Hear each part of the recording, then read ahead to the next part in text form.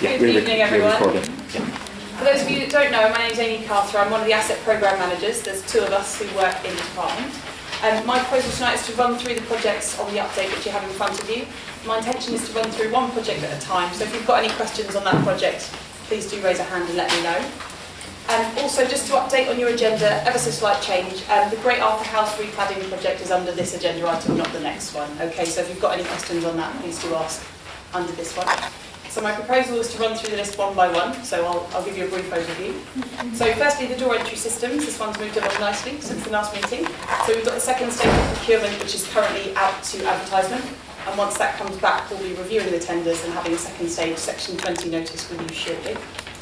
Any questions on that one? The door entry system project is to pick up the blocks that have not already had their door entry system renewed.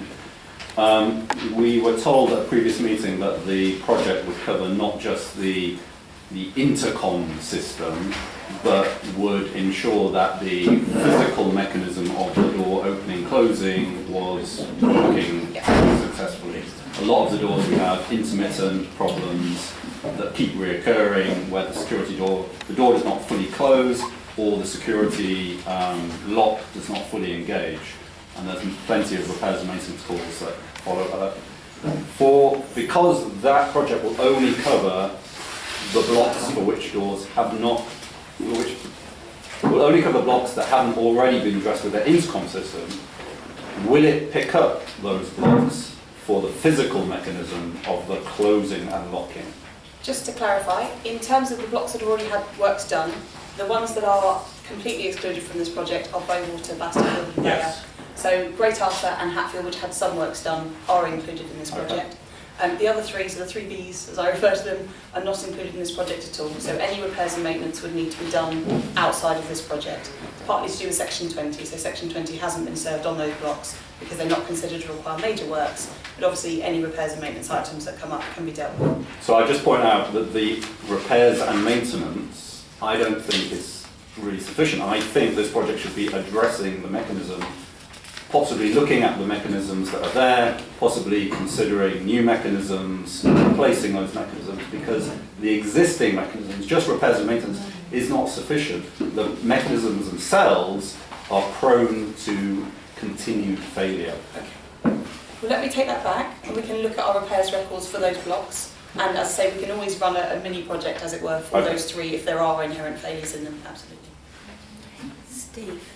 Right. The screen that the photograph comes, the picture comes up on. Okay, within the properties? Yes. It's tiny, and anybody with a sight problem, which I'm now discovering, you can't recognise who's there. Are you going to be providing larger screens, or even better, can you provide a feed that will go through to people's televisions? They will be new handsets, so I'm not 100% sure on the size of the screen compared to the existing, but I can check that. Please, because if you're going to provide the same existing size screens, don't bother, it's a waste of money. Thank you, I'll take that back. So it would be very easy to provide a feed that goes through to people's television screens. Okay. It's not that difficult. Okay. Let me take that back and I'll check the size for you and I'll let you know. Okay, so gentleman here and then at the back. Are you considering wireless systems, perhaps? Not at this point, no. Okay, the gentleman at the back. Just on the size of the screen, I think when you actually placed your advertisement, you should have looked into that initially. So it's points going back again. Yes, you are going to go back again, which is good. But that means extra work for yourself, because then you're going to stipulate, right, we need a 5-inch screen or whatever size is suitable. And then the other gentleman just mentioned wireless. It's better to have a wide system, because wireless is prone to failures. Thank you. And just to remind everyone, for those people who came in late, we are filming this meeting, so your voice will be recorded. So it's all right, the camera's not on you, it's only on us. But if you ask a question or make a comment, your voice will be recorded. There are a long list of maybe 4 or 5 pages of comments on the existing systems from the residents, and we haven't had a reply on this really. So I don't know. That was in the section 20 or the early consultation. So although we had some sort of brief replies, we haven't had a reply or a formal reply. And perhaps we could see the proposed contract in order to see how it matches up. Okay, thank you. Let me go back and check what we've received and what's been replied. I apologise if anything's been missed. Let me confirm that for you. Okay. Okay, the next project on the list is the lift refurbishment. As some of you who've been to this meeting before will know, that's not due for a year or so at Golden Lane, but it's part of a wider contract which involves a few estates, which is why it's on this update. So at the moment, the tender is out to the post-tender Section 20 consultation with leaseholders, and all residents would have recently had another consultation letter about the lift size. Just to confirm, the lift size will not be increased in some of those blocks where it could have been as an optional extra. So all being well with the post-tender Section 20, we'll be appointing the contract in July, and as I say, the works will start on Golden Lane from 2016 onwards. Are there any questions on that one? Well, the same applies. There were, I think, 10 pages of comments on the lift thing, and although we had some discussion, what's actually been decided has not been referred back, if you see what I mean. So the lift size was one of the things we raised in some detail. Lots of people were questioned about the lift size and so on, and those results were sent in to you prior to the recent letter. But there were all sorts of things like people in the bike sheds wanted to know whether they could be included in the system. And dozens of these sort of details were collected. But until the contract was decided and specified, there could be no answer. But now the contract's been decided, we'd like to know the answers to those questions. Well, let me check for any of those missing answers as well. Okay, Sarah. You know, I've emailed you and I've emailed Mike Saunders about lifts. Yes. About the buttons for, say, on my floor, a designated button that you press to take you down to the basement, and because you have to send the other lift away to get the lift that you want if that comes first. I don't know if Mike is going away to do something and has been doing something with it, but I do want it not to be forgotten. So I think it's important. As I understand, Mike's replied to you directly, but let me check that tomorrow. He did, and then I responded back, and Oh, he I hasn't see. come back to me. Okay, well then let me raise that with Mike tomorrow to make sure he comes back to you on that. Okay. And gentleman at the back. Just on the lifts, is there a standard criteria which you stipulate through the contractors, like a handrail? Because lots of users, they might be elderly, frail, and it's good to actually have a handrail in the lift, and they don't have to be big, they can be fairly slim. So when you're asking contractors to provide you with their tenders, their pricing, have you stipulated that in? Off the top of my head, I don't know about a handrail. I know there's quite a few changes to bring it up to modern accessibility standards. So can you let me check and come back? 'Cause I'm afraid I don't know that Is one. it possible once, if you have put it on the website saying, okay, this is what the interior of the lift may look like, so if other residents want to comment back, they can send you emails? I imagine it would be possible, yes. Can I just comment on that?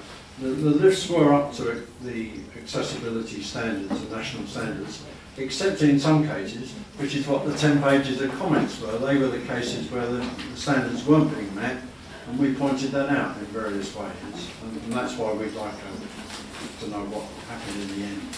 Okay, that's lovely. Thank you. Really sorry, my pen is giving up ghosts. Bear with me 2 seconds.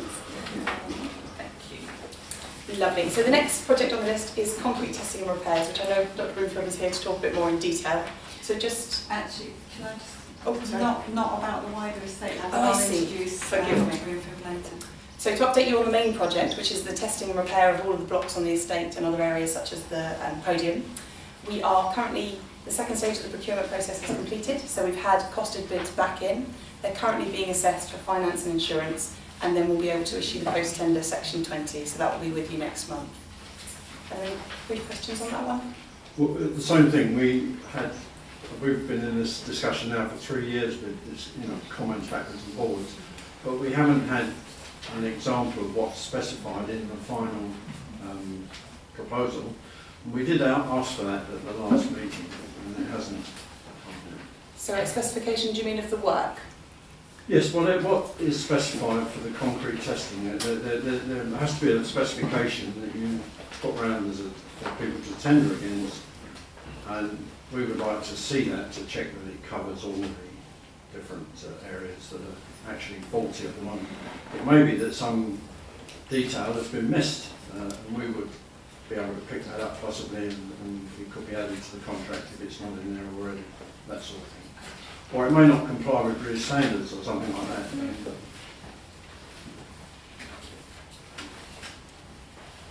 Oh, sorry, this one. Sorry, can't see that. Does that also include the what's happening in the garage? The scaffolding that's holding up that should have taken 2 weeks and is still ongoing. It's still there. So Because that's, it's affecting us. It's affecting how we get out of the garage. It's affecting our car. Why is that taking so long? I'll talk about being a little while separate. Okay. yeah. There's another lady there. Can I ask a question about the surfacing of the podium? You may. Yes, what's proposed. At the moment, the surfacing of the podium is extremely uneven and also very varied. And there's lots of different kinds of pavements, and there's not much attempt to match them or to make a sort of, an integral surface. So is that part of the project? It is, as you'll see a little later in this update. That's a secondary part of the project, basically. So what we'll be doing is looking at the concrete testing first, making sure the fabric is all okay, and then we'll be looking at the waterproofing layer and the podium above. So that's absolutely on the radar to deal with. Gentleman here. Is the consideration of listed status of the estate being taken into account when choosing the consultants? Yes. How do you do that, might I ask?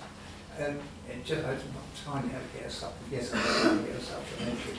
It's just if you did have a radio, and of course radio systems are unreliable, and of course aircraft fly through the air on radio systems. You don't have to. I'm just thinking that in the future, it would be great to remove surface-mounted dead conduit from the estate, right across the estate. And if you started to investigate wireless systems, you could perhaps begin to move that forward.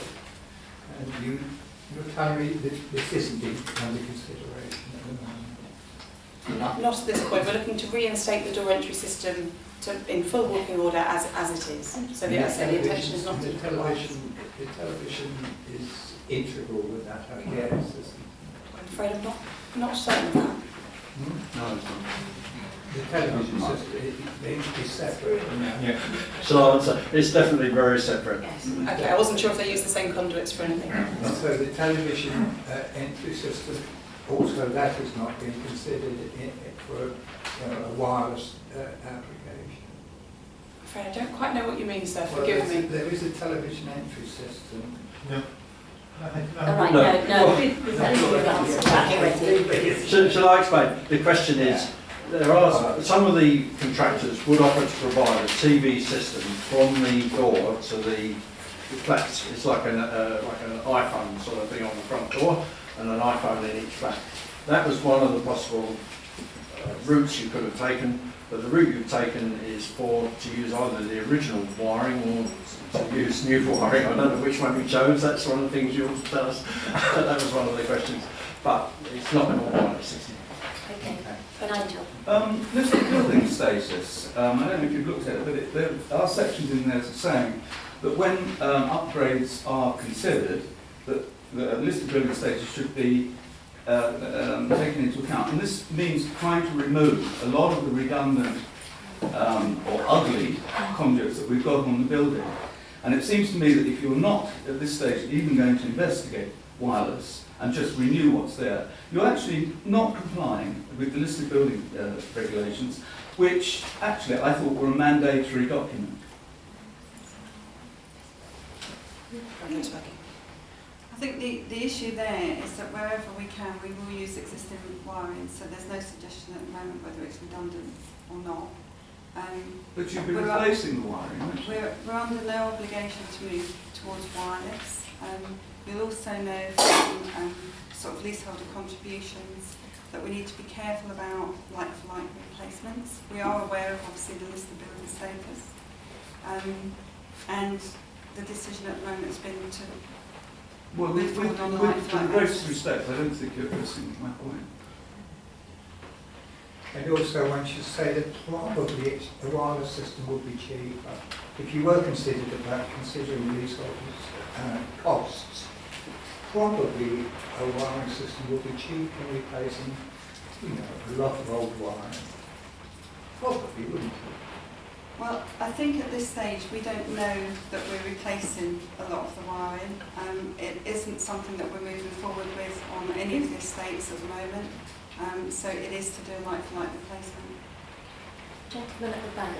Just on this intercom TV system, I know, because I've looked into it, if you have a system whereby you look on your TV to see who's at the door, the cables will need to be changed, and that's extra expense for everyone.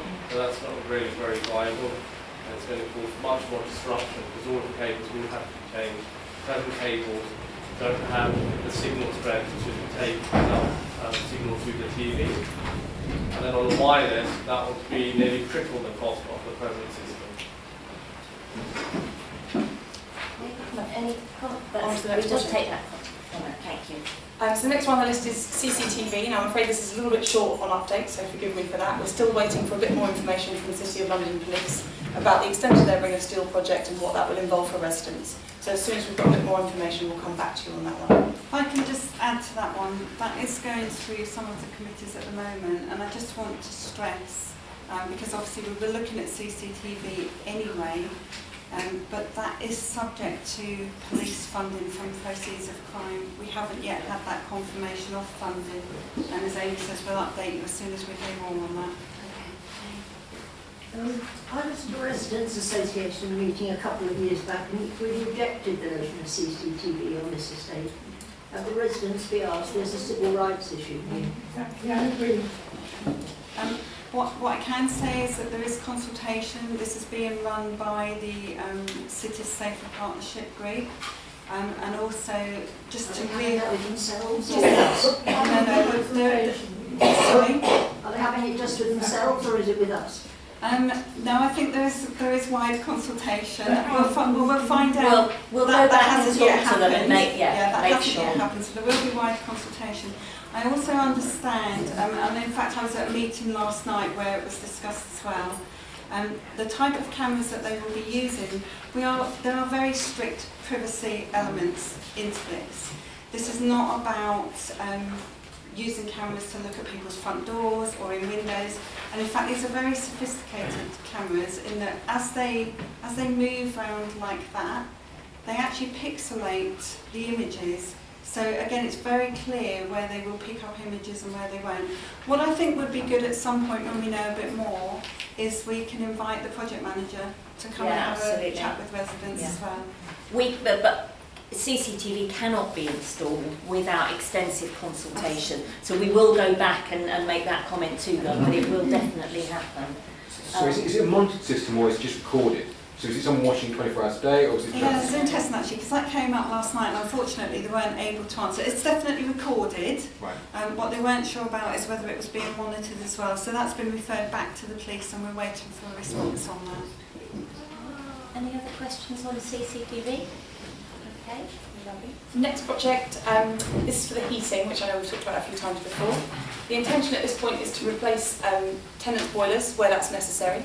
And we're still looking into a bit more detail for Crescent House and Cullen Welch. As some of you may know, there's some issues with the flues and the listed building consent there. So we're still doing a bit more research on that one so we can get that right. So, business is looking at how to put heating in Crescent House. And year after year after year. And we sit there and you just get the same thing. Continue to be explored. These meetings aren't limited, but it just goes on year after year after year. It's about time, some resolution what type of heating can go in Crescent House and Cullen Welch. So what? It just goes on and on. What I've asked officers to do is to not hold up the project because of the issues around Crescent House and Cullen Welch. I think at a previous meeting, I think it might be yourself, raised the issue around electric heating in Crescent House. what I've asked officers to explore is whether or not there is an option, and it is only an option, to have like a mini district heating system whereby we could offer residents gas supply heating. So it's taken a slightly different approach. So I'm sorry that there have been delays, but what we're trying to do is come up with some realistic options for residents in those blocks. Okay. P2, the next thing. You mentioned a mini district heating system. At one stage before, you were looking at options to link into the wider district heating system, Farringdon and so on. As that, at the last update we had, I think that was still being considered. So based on this update now, are you saying that that is definitely ruled out now? I think the issue with an overall district heating system, we were trying to obviously get value for residents, and we simply couldn't push that deal. And so actually it became more expensive. So I think the decision is now to look at individual boilers for most of those blocks, but as I say, looking at these other two blocks to see if there's something else that we can offer. Gentleman at the back. Just on the boilers and the heating, if you were to walk along the balconies at Commonwealth facing in towards the tennis courts, you would see at least 8 flats where the flues have been extended. So for them to change the boilers and extend the flues out, you must have already approved it. So what I don't understand is what research are you still doing into the flues, etc., for that block, because it's already been approved. And surely you must have, they must have had planning permission because it's listed, etc. So you've already approved a set system there. There's nothing further to approve. I say it's not something I know about, I'm afraid. Because I know as I'm not sure I know all of the detail either. I know that there are issues with some flues that have not been approved. There's also issues with, I understand, flues that we can put out onto main street walkways. I will find out more detail and we will definitely feed that back. But I do know that there is more that we need to look into in order to be able to offer gas boiler with flues on certain levels, and I think it's the top level. On that, so if some of them haven't been approved, when you, the officers do their walk arounds and you identify a flue hasn't been approved, do you contact the residents and what's the process? I mean, if there is a non-approved works, generally, whether it's a boiler or something else, if it's required sort of landlord's approvals, then certainly we would either look to remedy in some way, i.e. put it right, or it may be that planning will take enforcement action.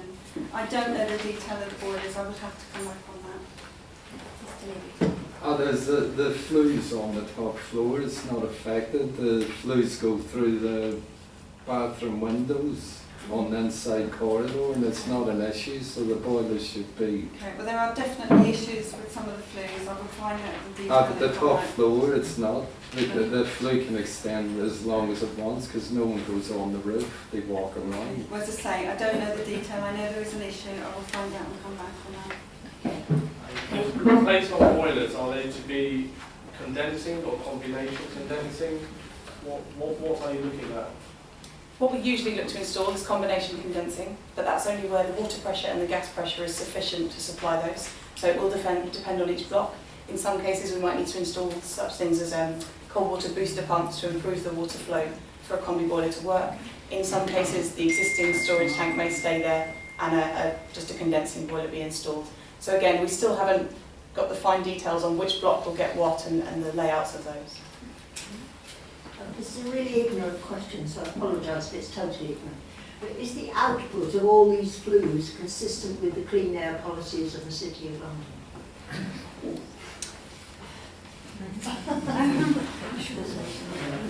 I think that is a yes, because these boilers are more than and they've been approved by... No, they've already been approved. Certainly any new boiler that we install would have to be compliant with regulations. The reason I hesitated slightly is because I don't honestly know the detail of I didn't the think it city's would, clean but I didn't air. either. But certainly I can assure you that any new boilers would have to be compliant.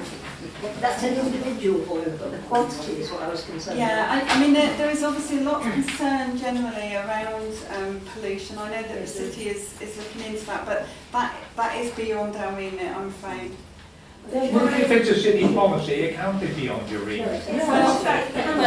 What I'm saying is, beyond your remit, and No. they are very unsightly. They're another way to allow the flues. They are very unsightly poking up to people's front of their buildings. And if you're going to do, I mean, it's only about 10, if you're going to do every single tenant, it's going to be unsightly. I can't do another word.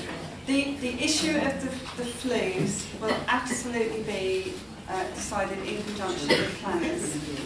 So I can't say at this point in time exactly what those flues will look like or how long they will be, but it will be in conjunction with the planners.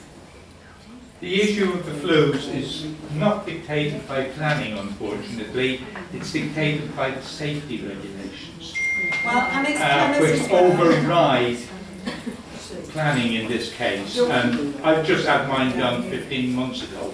I hate the way the flu's going, but it's the only way I can get my boiler in. And you're quite right, there are lengths in which it's allowed to run, but we will still be working with the planners because of obviously listed building.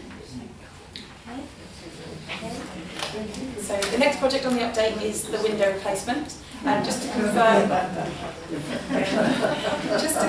the tender process for the consultant and design work has now been completed. So they are due to start shortly. The consultancy work will be going on until October and November of this year. However, just to reassure you, it will be starting relatively early at Golden Lane because obviously there's quite a high volume of work to look at here for starters, and for second we'll need to get any planning consents in. So we'll, as I say, run till October, November for the entirety of the estates affected, but we'll start shortly at Golden Lane. Okay, I think the gentleman at the back, his hand was first, and then Nigel. Will windows be double or triple glazed, and will they have triple glazed? Those are all aspects that will be looked at as part of this survey. So those specifications will come out of this survey. I would say that our standard approach is double glazing, unless there's a very, very good reason why it needs to be more. It's just some blocks, some blocks facing the streets. It might be advisable to have triple glaze there. So are you going to do a noise test at the same time internally from the apartments? We did discuss at a previous meeting that we would look at individual blocks because I think that came up again for Crescent House. I think on the trickle vents, again I'd have to double check this, but in terms of the standard, they don't normally now include trickle vents because of a thermal comfort approach. There are some concerns with that because obviously even if you're putting double glazing or triple glazing, you still want ventilation within the home. And I think that's where we're looking at heating, ventilation, windows. All of those component parts are important to look at the same time. But I think, if I could, sorry, before we take my questions, if I could just add, we've appointed Pellings. So at the moment, when we had the previous meeting, we said that they would be appointed by June. That's happened. The important thing now is to get the consultants to come and consult in terms of the detail, and they will do that. And as Amy said, we recognise that again, because we're, it's not like replacing one window in one home. We will have to go through the planning application, list the building. So it's really important that those consultants come out and talk to you about the types of windows we're likely to install. So we haven't made any decision yet on that detail. Nigel was next. A letter circulated from the Weatherbury Director of Community and Children's Services just 5 days ago says, regarding the windows, window consultants have been selected pending completion of statutory leasehold consultation. Your thing here says the consultancy firm Pellings has now been appointed to carry out the surveys. Can you explain? I mean, is there still statutory leasehold consultation or not? My apologies, there is. The statutory consultation is still underway. That's an error in the update. Would you say you've appointed Pellings? As I say, it's an error in the update document. I apologise. Well, that's rather worrying. You've appointed you've appointed Pellings formally without going through the leasehold consultation? There's no contract at this point in time. Pellings will have been notified in terms of But you haven't had any response They from the will have been, leaseholders. they will have been notified as a success of procurement subject to formal consultation. So there's no contract in place with Collins, they've not been formally appointed. Just finally, you realise just how fundamental and important the window replacement is to every elevation, but the whole appearance of the block, not to say the comfort of all the social tenants. And it just doesn't seem the proper way of going about it. Well, you'll have opportunity through the post-tender consultation to raise those comments. Okay, I think that lady at the back was next, yeah. I just wondered if you could confirm or deny that the windows was done in the Curl House block, which had been waiting to be done as a matter of urgency, particularly, whether they're still on the list to be done before any of the others on the estate.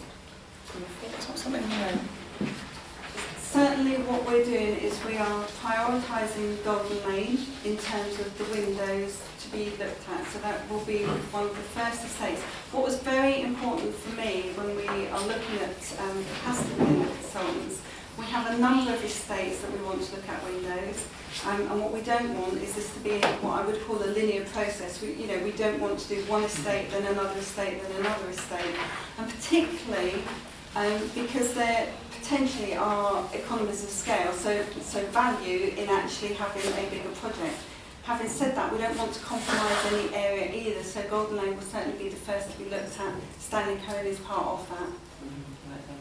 Okay, can I ask everyone who's still waiting for their question to hand up? So we've got 5. If I take 2, and then perhaps ask Karen and Amy to answer those, and then I'll come to this side of the room and take the others. So, lady here. In relation to replacing windows, there is, I imagine, 2 different bodies responsible for that. I imagine the window company is responsible for the external, but what about the internal? Many of the flats have very the walls on the inside are extremely deteriorated, cracked, holes, all the rest of it. Will all those works be done before the windows are put in? Or are you going to say, no, the council's going to come back in another 10 years' time and fill up the holes and worry about the mould and all the rest of it? Okay, let's take Mr. Luges, because I said we would have I was people are bringing up the noise issue in Crescent House and the case for triple glazing, but I think on the top floor as well, I don't know what the rest of the block is the case, just on thermal comfort, because it's just a concrete box. Okay. And one of the walls is practically 75% single glazed. And it's like freezing, and low occupancy as well, where flats are vacant for long periods of time.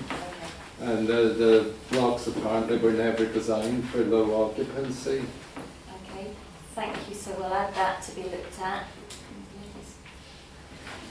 To take the first one, walls. Yeah. Can I just clarify, do you mean immediately around the window surrounds, or are these other bits in the walls? Well, immediately surrounding, but I mean the continuation of. Right, I mean, it could be corners, it could be anywhere, but specifically when the window works are being done, right, okay. it would be sensible with the council. Yeah. It's certainly, in order to install windows, I would expect the wall and surround to be in good condition. Otherwise it's pointless. You know, if you've got big gashes, then it's pointless actually installing windows, you're going to have gaps within that. So making good around the windows should be done at the same time the windows are installed.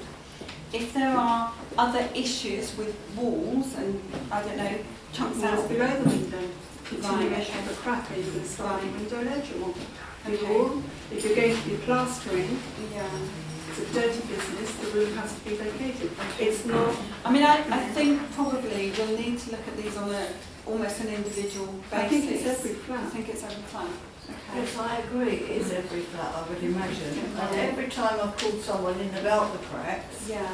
once you've got your windows in, okay. that will disappear because it's caused by condensation. Right, okay. And I'm not happy, you know, I with mean, the condition of the walls. Certainly, it's difficult for me to comment without knowing what the cracks yeah, are. But I mean, that. you know, But sorry to interrupt, it shouldn't be difficult to comment. This has been going on. I spoke to someone, 28 years she's been here, and it's been ongoing since she arrived. What I was going to add was cracks could be hairline, or No, they could... no, no. Can I let Karen answer, otherwise we're not going to... going to mean by it's difficult to comment is cracks could be very different. It could be a hairline crack, it could be a bigger movement crack, and that's why I mean that it needs to be looked at on an individual basis. I would agree with you, it absolutely makes sense. If you've got somebody taking out your windows, which is quite rightly very messy work, to have somebody in the flat making good around the windows and surrounding areas. I will take that back so that when we actually programming the windows work, that we look at things like plastering as well, because it absolutely makes sense. What's the panelling? The sides of the windows, the uprights, you've got wooden panels that are rotted through all the condensation, damp, rain, whatever you want to call it, over the years. They need to be out. And when you say panel, is this the window frame or is it a You've separate got the panel? metal window frame. Right. In the recess of the windows on the inside, you've got upright wooden panels. Okay.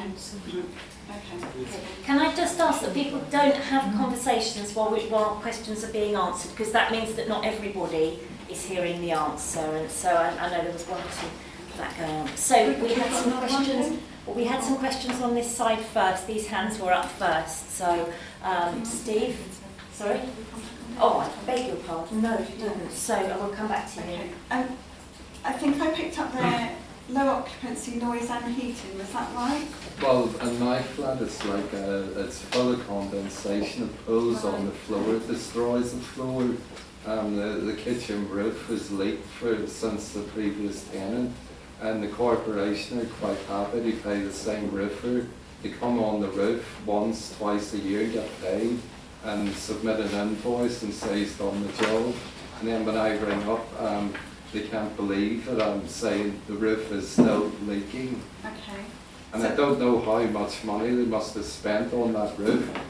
And it's not only me, it's the next door neighbour, and through the extraction system it's damaged all 4 flats below the 2 flats above. Okay, so But apparently I caught someone up there from the Corporation of London with a suit and a clipboard, no ID, and explained to me he couldn't correlate the 6 numbers and work it out that it's the same one hole on the same roof that's causing a problem for 6 flats. I couldn't figure it out. okay. I mean, the leak I can't comment on. I'll need to go back and check records for that. So But they I'll don't have- keep records because Well, of we the do. housing subcommittee, they said they just installed a new software where they could individually identify a flat and identify all the works and money spent on that property. And that's only a recent thing, they don't Well, have there's records. two different systems. I think that system was referred to the asset management software, and that was about forward planning. Actual repairs reported do come in on our housing management system. All repairs are reported through that system. If they're not reported, we cannot pay somebody. So they are reported through that system.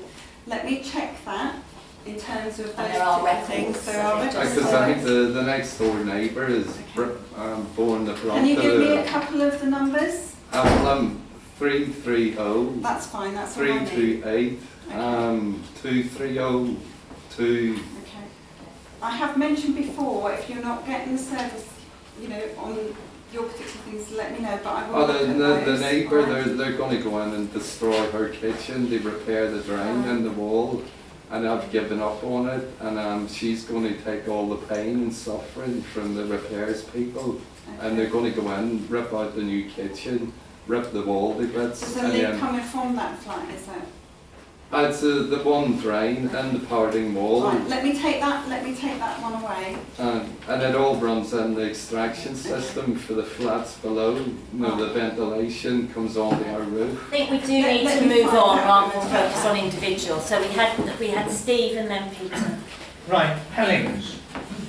I know you sent us a letter around some time ago telling us some of the firms you were. What experience have Hellings had working on a listed estate? Do we know? Have they had any? So the tender process is done on both cost and quality. Part of the actual tender process is also around listed buildings. I can find out exactly, I mean, I haven't been directly involved in the evaluation of that, so I will find out for you, but certainly when the tender process goes out, that is part of the questioning that goes through that. Because they're not a name I have heard of. Right, okay. So before, and it's still down to our consultation, before we can say anything on it, we need to know about Pellings. Okay, well, we can provide. Okay.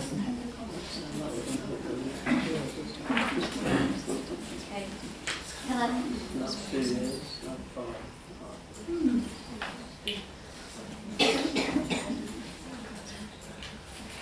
Did you have section 20s for the consultants? Because bear in mind, we are not doing the Windows programme here. So it's only the We appointment put of the forward the consultants. names of architects skilled in these sliding windows. Yeah. We didn't put anything about the wooden windows because they're fairly straightforward, as we were told. They've just been replaced with double glazing instead of single glazing. You know, I hope that's still true because that was what we were told. But the sliding windows are the big architectural problem, and we. It's the vertical sliding garage type, scissors type windows that fall the majority of the types on the flat, which are extremely problematic. And nobody's that I know has come up with a solution for that. And I did send in to But we haven't got to that sort of technical detail stage yet. Well, even to draw up for Pellings to be able to consult us on, they must have had some experience. Now, if we don't know about the experience, we can't say yay or nay. And are you now saying that because maybe we haven't had a section 20, we don't have to be consulted, which goes against what the letter that your boss wrote? Let's be very clear, there's different types of consultation. There's formal statutory section 20 consultation. Yes. And there's consultation wider in terms of things like what we're actually going to do. What I was querying was whether section 20 applied in this case, because we're only at the stage of appointing consultants. Yeah. And because I've not been directly involved, the question I asked was, did you As far receive as I'm section concerned, 20 section 20 consultation? does apply because leaseholders have to pay their share of the consultants. Yeah, but it's, again, section 20 applies when a certain figure, Yeah, when you it's quite a apportion that minute out, figure. has been... 50 quid, I think. Let me double check. Certainly in terms of Pellings, whilst, you know, there are commercial and confidence, you know, issues, but we can certainly share their experience Well, as a company. they've worked on Trellick House and Yeah. Council House. Well, they advertise on the website. Yeah. They've worked on listed building, Grade 2 and other ones. Where? Is that true, Nigel? I don't know. Welcome to hear that. Well, advertising But on the website. we can certainly share that information. I just looked on my phone just now. It's Peter. wireless, very good, wireless. Okay. So 2 points. You mentioned, just going back, you mentioned about trickle vents. I understand that in noting that, I understand that the Windows solution for Great Arthur House does incorporate trickle vents. So it's possible that that could be done in future as well. I mean, certainly for me personally would be my preference, because I think the more you close properties in, the reality is the more you get condensation. I mean, the important thing is that they're If you want to get rid of the condensation, you open a window. You don't turn blue in the middle of the winter opening windows because the corporation don't want to but do we are- anything about the problem. That's all I get. Can John I Ford ask, said the he other wanted to people put are a vent waiting in the to... living room. Other people are waiting to Oh, well, ask it's a questions. serious issue. Absolutely it is, and other people... Might not be for you. Other people are entitled to ask their questions and have their say as well. So Peter, carry on, please. Of course, the fact that they can be adjustable, open, close by the user. The second point, just on this, was at the last meeting we asked for an explanation of the cost estimate for that window renewal project. I was wondering if you... I have, but I'm wondering if it came to me personally, but it was asked for the meeting. I wonder if anyone has an update for the meeting, or would you like me to repeat what was... So I was told that the figure is... So it's basically I mean, this admittedly is just an estimate based on a very early finger in the air kind of thing, but basically that figure that's in there is based on £6,000 per flat, which is based on projects that you've done previously, I think Middlesex Street, House, whatever, with I think it was about a 10 or 15% additional added on to take account of specific issues at Golden Lane Estate. I think it's just important for people to Yeah, understand thank the you. size of that estimate and what it's based on. Okay, the lady there. Can I just ask, when they come eventually to do the windows in with that, does that cover all of it? So it covers balcony doors, your kitchen window, they do the whole lot, back and front. Does that cover that as well, the balcony door? Because that is, well, you might as well have the balcony door open, especially where I am, because of the draft. So is it going to cover that as well? Because otherwise it's pointless having a window, a brand new window in the living room, when you've got a balcony door there that is letting the draft. So can you check that when they do come, they are covering the whole of the flat? Forgive me, I will have to check, Yeah. but I do Because it is apologise. I'm responsible for half of these having a projects, I never know the brand new details. spanking window, which is fantastic, and then having a door that is let draft in and out. Thank you. A quickie on that, it's not only balcony Steve. doors, it's all doors. Okay. Well, Pick that point up. Lady in the middle there. Just in relation to the design of windows, there's been a hell of a lot, I imagine, of information and detailing and work done on Great Arthur. A lot of the windows are similar, Nigel, correct me if I'm wrong. So is that all going to be wasted in relation to this next process, or are you going to use or learn from the contractors that are doing Great Arthur? There has to be a correlation visually, the details are the same in some cases. I can't believe that we're going to go from the start again and run through a whole design process when half the work has already been done in Great Arthur. I would say we certainly will learn from what we're doing on Great Arthur.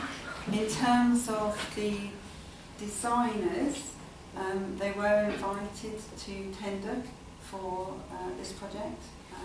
For whatever reason, they didn't. There are differences as well, because obviously when you look around the estate, we've got some which are windows, that's linked with curtain warning. A lot of it is similar and the details are there. But certainly, well, it's not lost. None of that information is lost. It's ours in terms of taking forward that design. Where we can make use of that information and that work, clearly we will do so. None of us want to reinvent the wheel either. But you know, it's a commercial situation, and if any organisation decides not to bid for work, that's not something we can, can't force anybody to bid, unfortunately. I just think that's very strange that they didn't bid, and I agree with the lady, it should be an overview of the whole estate. I think it's very strange. Well, Great Arthur has very specific requirements. But they have one architect, it's an overview. Surely they didn't think originally you had a different company doing this and this, it was an overview. I can't comment really any further than I've said, Is there an architect involved in this design process? Yeah. There certainly will be. There isn't currently. But there isn't Well, currently. well, that's part of the appointment of the window consultants. But shouldn't the architect come before the window consultants? It's a management consultant. So actually, their responsibility is to bring on board any of the specialists that are required to deliver the project. What I'm saying is that won't necessarily be architects that have been used before. Pellins will appoint, if it is Pellins, will appoint their own architects. And does the management consultant is he aware, is he aware of the listed status and the importance of the argument for cases? Yes, very much, and that was part of the tender process. We've been let down on this before, on the importance of being a listed estate. You can reassure us that you're taking that into consideration. We cannot install new windows without working with the planners in terms of listed building consents. When you're replacing the windows in all the other blocks, does that also include the fascia, the colour fascias as well, which most of those are in sort of dire repair as well? Like you're repairing all the fascias on Great Arthur, like replacing all the yellow panels. And all that work's been done, all that research I mean, is there. will you be doing that? Say, like I live in Castle Arran, are you going to be replacing the blue panels on those blocks as well as the windows as well? Okay, so the panelling system I would say that's slightly different to a fascia. For me, a fascia would be like the overhangs and underneath. If that's part and parcel of the windows and like Great Arthur, it's the whole curtain walling system. Yep. Let's go back and find out the detail, because I think the danger is we talk about windows, but it's actually, for some it's integral as part of that frame.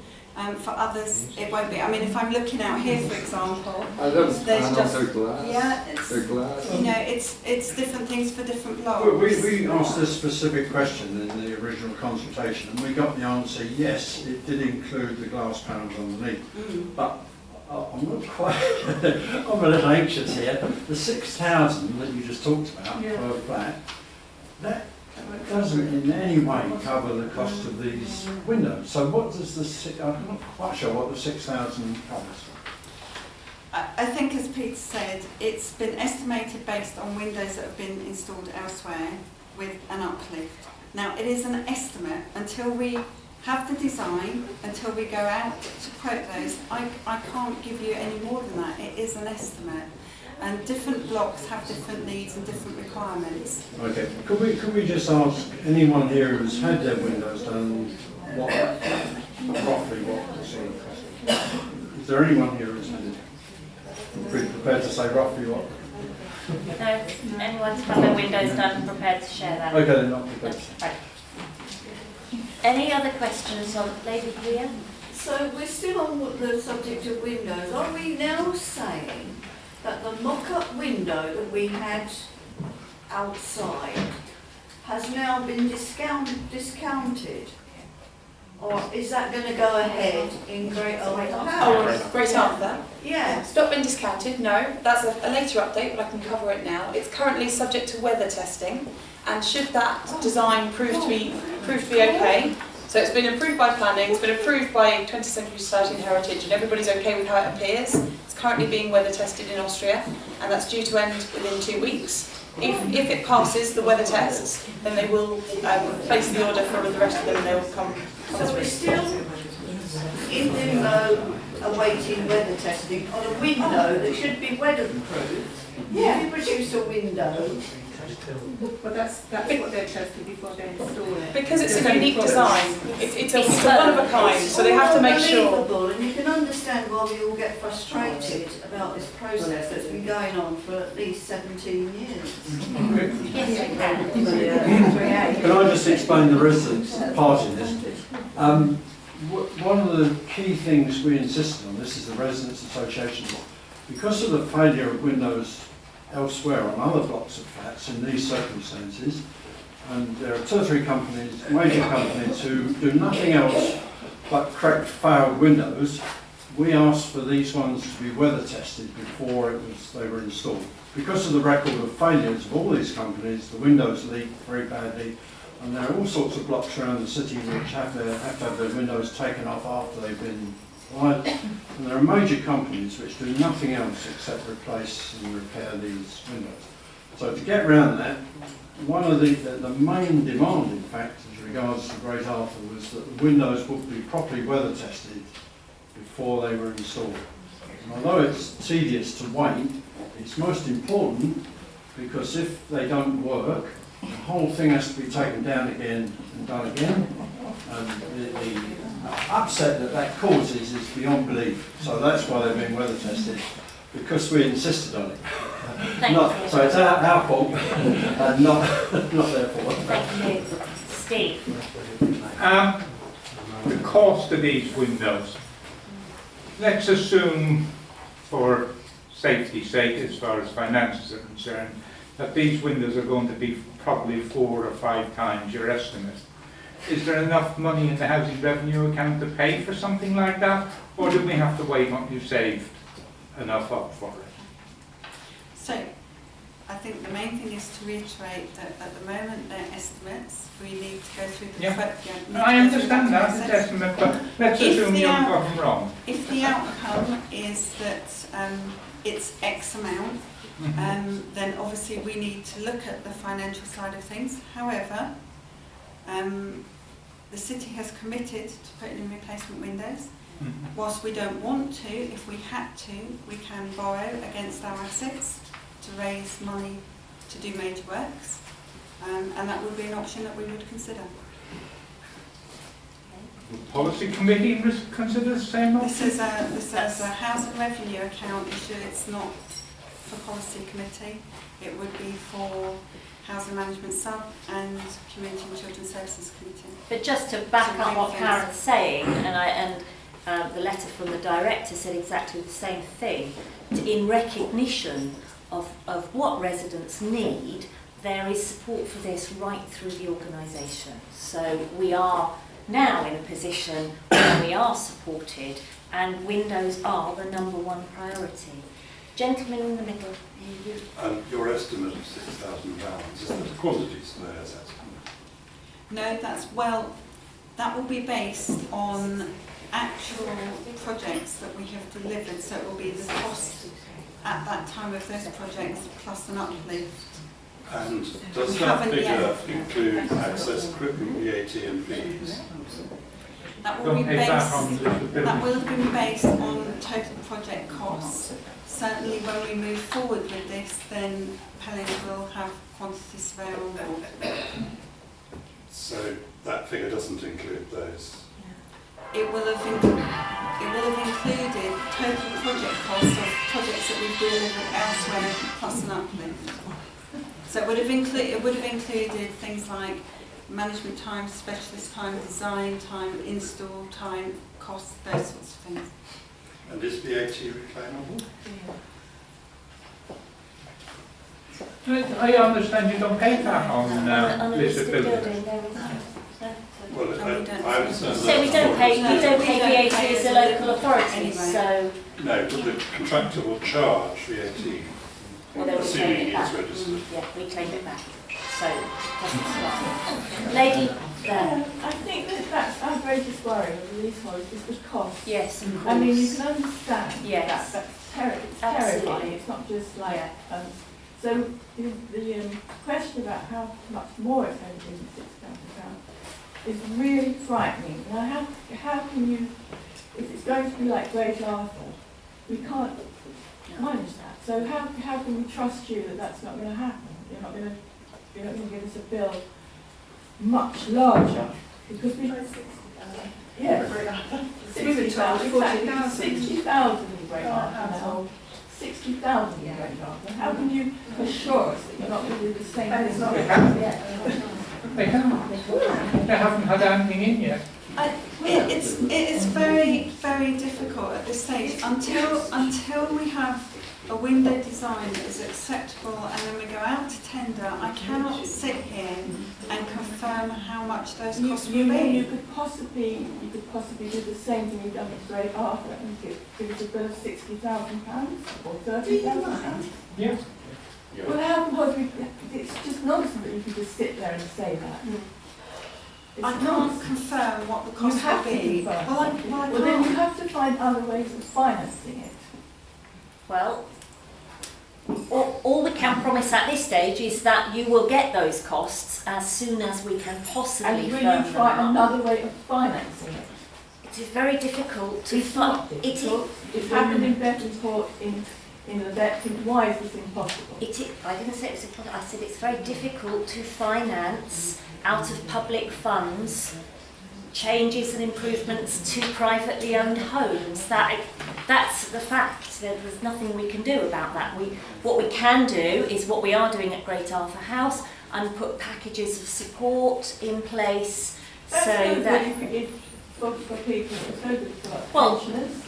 we don't know what those package of support might be. So it may be that there's a charge placed on the property, which means you can use some of your equity to fund the improvements that are needed. There's a number of measures that will be put into place to support you. Can I suggest, Jackie, that leaseholders don't be asking these questions here and now. Let us have a leaseholders meeting. We'll try and arrange one, and the leaseholders only, to try and find out how they might get around Yes, I it. think that's very sensible. And the approach taken by our team who deal with this is to work with individuals and sit down with each individual once we know the costs and to go through what the different options would be. Peter. On that, and also in relation to the timeline, it's down, this project for blocks beyond Great Arthur House is down for 2016-17. Do you feel confident that that timeline is realistic? And as part of that, and picking up on this previous question about costs, at what time frame do you think, I know you haven't got the detailed project plan yet, but at what time frame do you think you'll be able to come back to residents to give them an update on the costs so that they can get a more realistic understanding of what the cost is going to be? So we're expecting the surveys to take the next few months. I think even at that stage, the consultants should be able to give us some indication, more than we perhaps have now, but it still won't be obviously firm. In terms of the 2016-17, one of the reasons that obviously we want to start off with Golden Lane is simply because we know it's going to be a longer process than perhaps elsewhere, and that's partly because of listed building. What's really important to me is that we work things concurrently, and it's about engaging with planners at a very early time. It's a huge estate, and you know, we've put dates in with very good intentions. Work will definitely start. I think it's going to be the completion times, because we've obviously got Great Arthur going on at the same time. There's always difficulties with logistics, simply getting to different blocks and having the number of contractors. One of the things that we will be obviously asking the consultants to do is to pull together a realistic programme.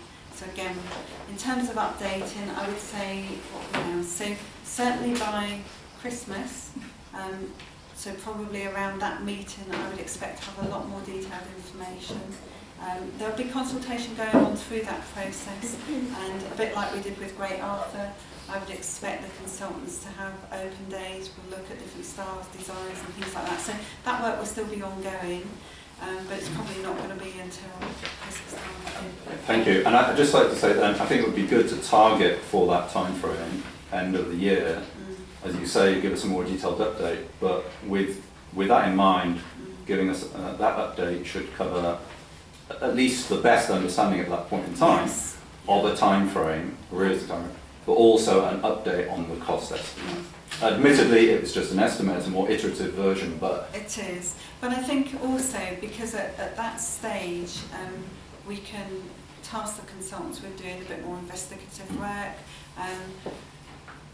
There are windows going into listed buildings all the time.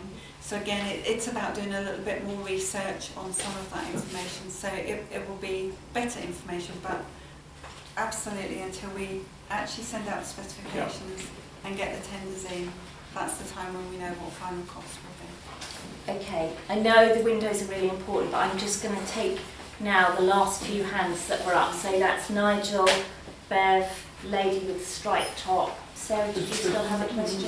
Sorry. Okay, I'll be Nigel, very quick. I mean, I think it was February last year that this, the point that Peter's raising, we need to know how much money it's going to cost. And February last year, I think Karen promised that we would have that by May last year. Now we're May this year, and you still haven't got, can't provide consultants how much we're going to have to pay. I mean, it just goes on and on. It's a disgrace. Can I just... This is the second point. We've had two letters that have been circulating, and I was just reading from your officers because they're very misleading. Since their appointment, we've assessed the estate as part of developing our asset management strategy. We now know exactly what needs to be done, and we have a plan to carry out the necessary work over the next 5 years. The money we need to pay for the work is in place. That sentence has been put in other letters. What does that mean to normal people? The money to pay for the work is in place.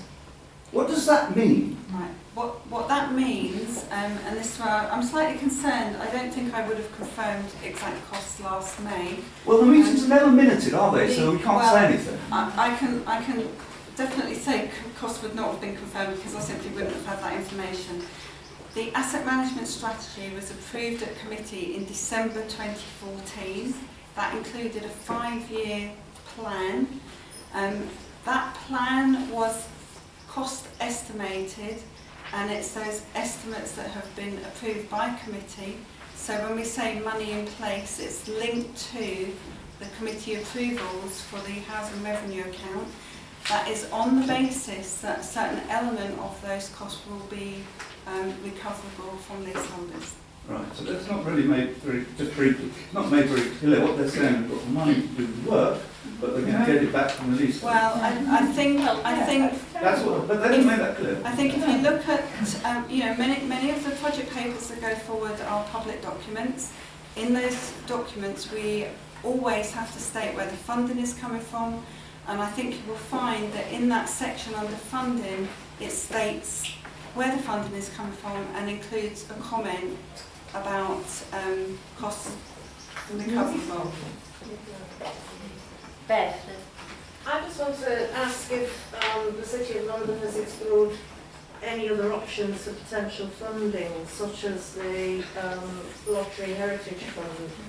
It's a great tourism estate. This is a major refurbishment. A lot of the glazing is structural and not cosmetic.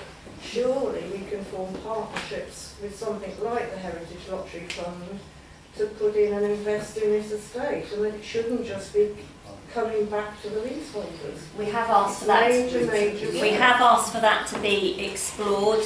We are looking into that possibility. If we can get that, of course we will.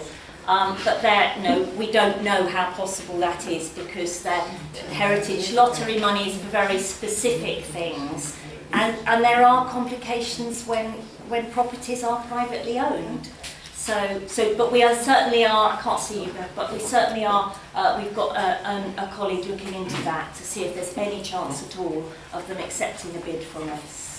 Lady in the striped top, we are going to have to move on, I'm afraid. I was just going to say that my understanding is in the last few years that all these works have gone out to tender, and in fact a company was accepted, but it had to be re-tendered. Surely they must have quoted figures for the works to be done. I mean, it must be realistic figures. What works? For the windows. Well, I've been here now nearly 3 years. Certainly in that period we've not tendered for windows. Might be 4 years, but certainly we all have, I'm sure, I'm not the only one. No, are you talking about Great Arthur House or the other block? Well, Great Arthur House is relevant to me. I don't know about the others, but certainly Great Arthur. Well, Great Arthur's Great been Arthur ongoing. certainly has been And there's certainly not went out to tender, so those companies must have given tender quotes. But so must Not Great Arthur is different from the rest of the estates. Right, but it will give for those in Great Arthur, it will give you a ballpark figure. But the other thing is the knock-on effect now for the people is we're facing another winter. Yet another winter, and we were absolutely convinced that this summer was the last one. And the mould and the health issues, again, will not be dealt with, regardless of what the City of London says. They do not come and deal with the mould, they do not come and deal with the cracks, it's ongoing year after year. And I know that's not your remit this evening, but it's something I think a lot of people... I mean, it's very much my responsibility. I think, absolutely, we will not be installing windows this year. That isn't going to happen. You've got that message, yeah, it's disappointing for me to hear that officers are not coming out and not supporting residents in terms of mould. There are a combination of reasons, and certainly where there are either critical windows or single glazing, it's very, very difficult. I think what may help is it's a combination of things, and we can certainly work with residents to provide more information about how people can help themselves. But the reality is that until those windows are in place, where you've got those situations, that it's very difficult to keep condensation and therefore mould growth down. Only condensation, with the cracks, it's an ingress of water, wood, as much as we want to ventilate. I'm particularly concerned if there are cracks where you've got ingress of water. I really need to know about that. So perhaps you can speak to Karen at the end. And please report it through the repairs line, because they do report. You go around in circles. I'm really sorry, and I really understand this is important, but we... Those words, literally a sentence. Go on, quickly. more than 50% of this estate is social housing and not private. No, owners absolutely, being the case. absolutely, that's And the case. private owners do not Yes. own the listing. No, that's quite right. No, and we acknowledge that. I really, if anyone has any other questions, perhaps they could save them and come to us and see us at the end. I'm conscious that Dr. Broomfield is here. Everybody has asked publicly though. I mean, I have some very key questions that are quite general. Okay, But I can would we like to come ask back the to them then? public. Yes, Because but I would like to ask them for everybody to hear, because I think that they're perfectly Okay, discussed, okay. not asking private. okay, all right. We'll try and come back to that later, but we do have to sort of move on a little bit for a while. So perhaps it would be better. Why? Why? If there are more questions. No, I think it's very important. What's the I time agree frame? it's very important, but Dr. Broomfield is a guest, and therefore it's important that we allow him time to speak, and that he is allowed to leave on time. So What is on time? 9 o'clock. This is a matter of courtesy. So Yes, but it's shall a matter of courtesy to us who come here in our free time. so can we move on? Thank you. So Karen, perhaps, do we just want to quickly so that okay. So I think let's move straight on. Let's move on then to Dr. Broomfield and the concrete, and Karen's going to introduce that. Dr. Broomfield is here actually following a request from residents. And there were two particular issues. One was with regards to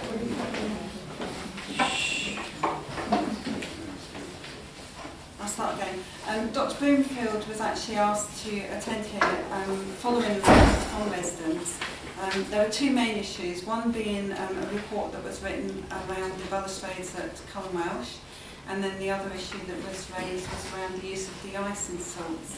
What I'm not going to talk about this evening is the wider concrete testing, because that's not something that we're in a position to discuss, obviously, until we've had the testing carried out. Once that testing is complete and we have those results, then obviously we will bring that back to residents.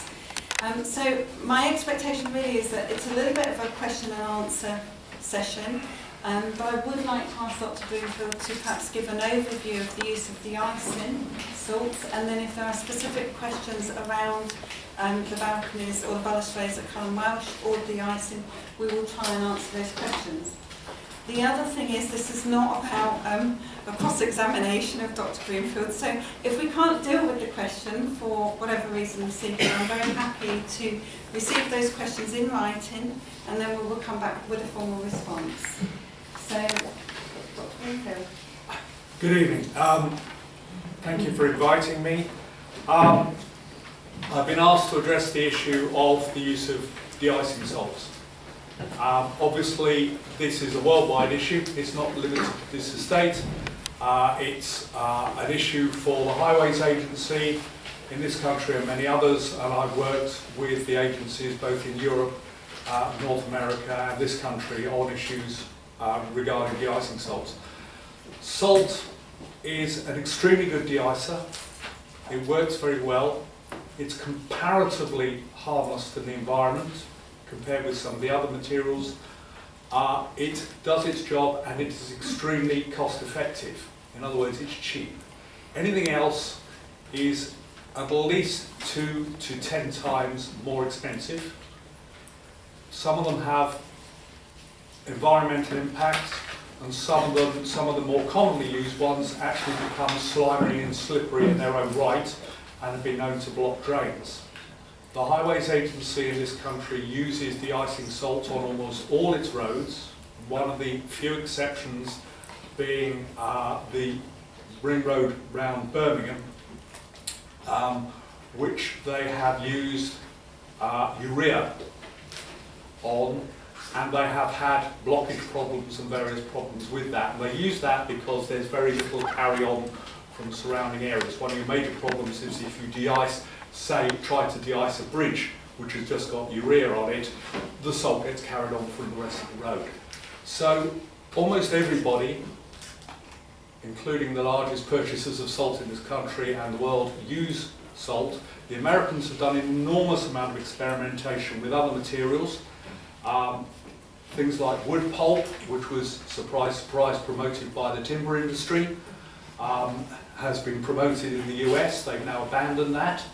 And in fact, these are acetate-based materials. And in this country as well, we are looking at, or the Highways Agency, and I've been involved in the project, is looking at the possibility of acetate-based de-icers. And we're also looking at on the Forth Road Bridge. Our whole project is going on looking at alternative de-icers. So this is something which is under continuous review. For an estate this size, it would probably be prohibitively expensive to try and purchase an alternative de-icer, and it wouldn't make your paths as safe during the winter, nor it would be as easy to clear away.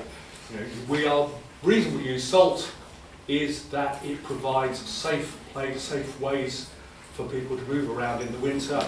In the northern states of America, they tried to cut the amount of ice and snow, and when they had several fatalities and a whole load of serial car crashes, they abandoned the policy because they considered it just too dangerous. So we use salt because it provides everybody with the guarantee that it's going to be as safe as possible to use in the winter. Are there any questions on this matter before we move? Are there any questions? Jackie, do you want to go next? Okay, it's actually the lady at the back, I think, was first. No, the lady next to you. I didn't see your hand at all. Like, the use of salt, when you know that this is deteriorating for concrete, why would you use it then when we have a building made of concrete like here? But you don't have an option. You really don't have a cost-effective, safe option. We use it on our highway bridges. Gravel, I'm from Denmark, there's a lot of ice. We use gravel. Yeah, and you block all the drains with gravel. But you just need to switch it up because the bill after, the bill that comes after when you use salt and you've affected the building is a lot higher than actually purchasing the right material to stop. Yeah, let's I think we need to sort of go about it a bit. No. Let's be clear. In Denmark, it's actually so cold that in the coldest winters, even salt doesn't work as a de-icer. So that's one of the reasons they use salt in Denmark. They use grit in Denmark rather than salt. You're right. It is too cold, but it's not in this country. But it's not that much colder than here. We are practically on the same level. Okay. Well, some of the other Scandinavian countries certainly do use have to use grit because of the. Because it's I'm too just cold. wondering why the cost is. I can assure you. I mean, I can give you a report by the American National Academy of Sciences Transportation Research Board, which looked in great detail at all the available de-icers, and it says we will continue using de-icing salts because although they do induce corrosion problems on reinforced concrete structures, it is still the most cost-effective and safest way of de-icing our structures. And I firmly believe that that's the case. So the city will cover the cost of the deterioration of the building that's caused by the salt after, as a consequence of their choices. What I'm saying is that people could have been severely injured if you were not using de-icing salts. Or gravel and clean it up after instead of putting it down. At considerable cost. And gravel itself becomes an unstable surface to work on. If you've got to walk on, if you've got gravel on the ground as well. I mean, cars driving on gravel is slightly different from people walking on gravel, isn't it? And it's impractical. You can't put it on stairs or in the hallways. It's two different environments. It won't work. But it's Sorry. Okay, so I think Peter was next, and then that gentleman. I understand that local government authority advice is when using salt to make sure the snow is cleared first and then use only very small quantities of salt. For example, a tablespoon per square metre or teaspoon per square metre, and not to just scatter a lot of salt down on the snow and hope that that melts and clears it. Can you confirm, or are you able to comment on the amount of salt that should be used? Because I understand from what you're saying that you would say that in an estate like this, with reinforced concrete, that salt is the appropriate de-icer to use. in that instance, can you confirm that the method should be that the snow and ice is cleared manually first, and then only very small quantities of salt used to actually help prevent? Well, I mean, I don't know what the policy is on salt application. The perfect way to apply salt is to put it down 10 minutes before the snow starts. And I don't know if preventative salting is used. It's used on the highways in the UK, so you will see gritting lorries going around putting salt on, although there's no snow and no ice. If it's being used preventatively, then that is actually the best way to do it, because then you don't have to clear the snow. Obviously, manually clearing snow, particularly in something like this, is going to be incredibly labour intensive. But obviously there is a short-term labour-intensive cost, and that has to also be stacked against the long-term cost of repairs due to concrete corrosion. And I think that's an issue that the city needs to take. And if I might say, we made provision this winter just gone Indeed. to clear snow, as it happened. Fortunately, It wasn't. it didn't snow, Well, fortunately, yes, we were delighted about that. The same thing happened last year as well. We couldn't actually control that one, Yeah. but we could make provision, and we will carry on making provision for that. So just, it sounds to me like you're not able to comment on the local government authority advice. I'm not saying it's wrong, well, what I'm saying is that preventative application of salt is the best way to do it. It's the way international highway agencies deal with the problem, and it sounds as though that's the way the City of London is going about it, by actually applying the salt to make sure that it melts as the snow hits the ground, or as the ice, or prevents the ice from forming in the first place. That is the best way forward, and it means you have minimal application in that case. I'm not sure that that's necessarily how the City of London have been using it, but I think I just want to turn that question therefore to Jackie and Karen, because I believe David's not able to comment on the local government authority advice, but can you confirm that you're aware of local government authority advice on the use of salt in these situations, and that I know you talked previously, you've committed previously to a plan on managing de-icing around the estate, choosing the appropriate method for each part of the estate. Can you confirm that when you put together that plan, that will be in cognizance of and in relation to that local authority advice? The local government authority advice. It will be, yes. And Lawrence, do you want to? Lawrence is actually, each estate manager is responsible for putting together their snow and ice plan. So, And that's yes. a 10 of salt per square metre. They will Shake follow. it out very carefully, Lawrence. But it's also about it also says to manually clear the ice and snow. Yeah, and as I've said, we have Yeah. put provision in place this last winter, and we will continue to put provision in place. Gentlemen, Yeah, well, the main reference here is a transportation study on highways, but this isn't a highway, and it isn't covered with tarmac. And if the costings are on surfaces covered with tarmac, it disregards the attack that the salt potentially makes on concrete. No, And no. if all the motorways were concrete, it's, you know, this is a study based on tarmac roads, not on pedestrian areas. shall we invite Dr. Yeah. Broomfield to No, that's not the case. In fact, most of the research is done in the USA, and it's all concerning the bridges, not the asphalt or even the concrete roads.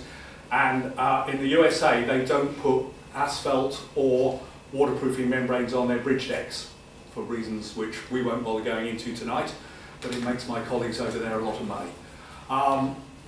So that is also concerned with the relative cost of applying salt and the long-term implications for the durability of their highway bridges. They spend a fortune repairing and mending their highway bridges because of salt attack on the reinforcement in their highway bridges. Can I just add a point here? We have got a number of problems with the structures here, which we are obviously got the survey going on to detail. It's not all to do with chloride-induced corrosion. There are other things which the atmosphere causes corrosion of the reinforcing, and although there are obviously specific problems in specific areas, Even if you addressed all of those, you would still have other issues which had to be addressed. The bridges are a tiny proportion of a highway system. You know, if you start costing a whole lot, of course you'd end up thinking, you know, it's They're the expensive bit. Yeah, sure. But exactly that, because the souls are taking the structure. Can we move at this lady here is waiting for her turn. Just for the academic nerds amongst us, I wonder if you could tell me if you have any citations for your studies on the kind of urban estates and residential buildings that we're... There is very little because people don't do studies on them, and that is the problem. The reality is all the research money is available from governments worrying about their highway bridges. So most of the research is US based. Certainly I could give you plenty of citations for research in the US on highways, but there's been nothing that I've been able to find. Nobody's done any research, nobody's published any papers. That would be the case within the European context, because I also have lived in the Netherlands. The whole management issue about this is very different in Europe to the way that it's managed in the UK and the US. So I'm wondering about whether there are conflicts. I think there are people studies perhaps in a European context. So, and the other thing I just want to say is that if this is a kind of area, as you're suggesting, rather unknown academic expertise and practical expertise, the point that Peter makes is actually extremely important. That if there are decisions being made in contexts where research is minimal, that do have then longer term cost aspects for the maintenance and upkeep of the buildings, then it seems to me quite a difficult issue, and one that should be addressed head on, rather than, you know, through the highways or the bridges. And just to say that, you know, this is a really unknown area where, you know, we don't know what the impact of this kind of management policy for salt is in terms of this, and in terms of the longer term cost maintenance for buildings. Well, I think we can say that obviously in the early days there was an ad hoc approach in the 60s and 70s. Salt may or may not have been used. It wouldn't have been used in the controlled way that is now being recommended and is now being carried out. So we have got a history of salt which is now in the concrete. We can't do anything about that. We've got a 1960s building, that salt is there, it is part of its life to date.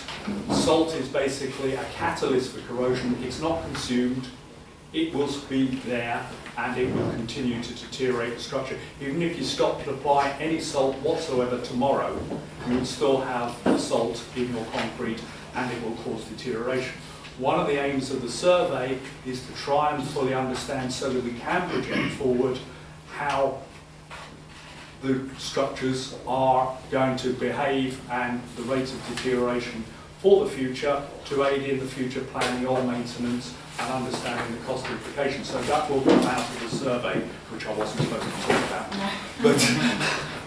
about. So these are things that are being thought about, and we do have mathematical models and other ways of understanding and investigation techniques in order to fully understand where we are now and how that will project forward. But we can't go back and change history. And I think, as Dr. Broomfield's just said, and if I just reiterate, once that concrete testing has been done, and I know I call it concrete, wider fabric testing, then obviously we will come back to residents and explain the detail of the report exactly in the same way that I did when we did the concrete testing on the bar. David and then John. I should introduce myself so you know who I am. I'm Dr. Cox, and years ago I worked with Mr. Lord in the States, the Federal Highways Authority, and also a good friend Bill Price and Sean Burley and all the others at Taylor. So I know quite a bit about it. First of all, what you said is entirely to do with the roads, and the Highways Agency are continuing to use salt on the roads here, and everyone accepts that because cars crash if you don't put the salt down. However, this is a pedestrian estate. There are no cars on the estate. It's supposed to be completely pedestrian. And the blocks are covered. The snow falls on the balconies. It just blows over the edge, and it's a small amount of snow.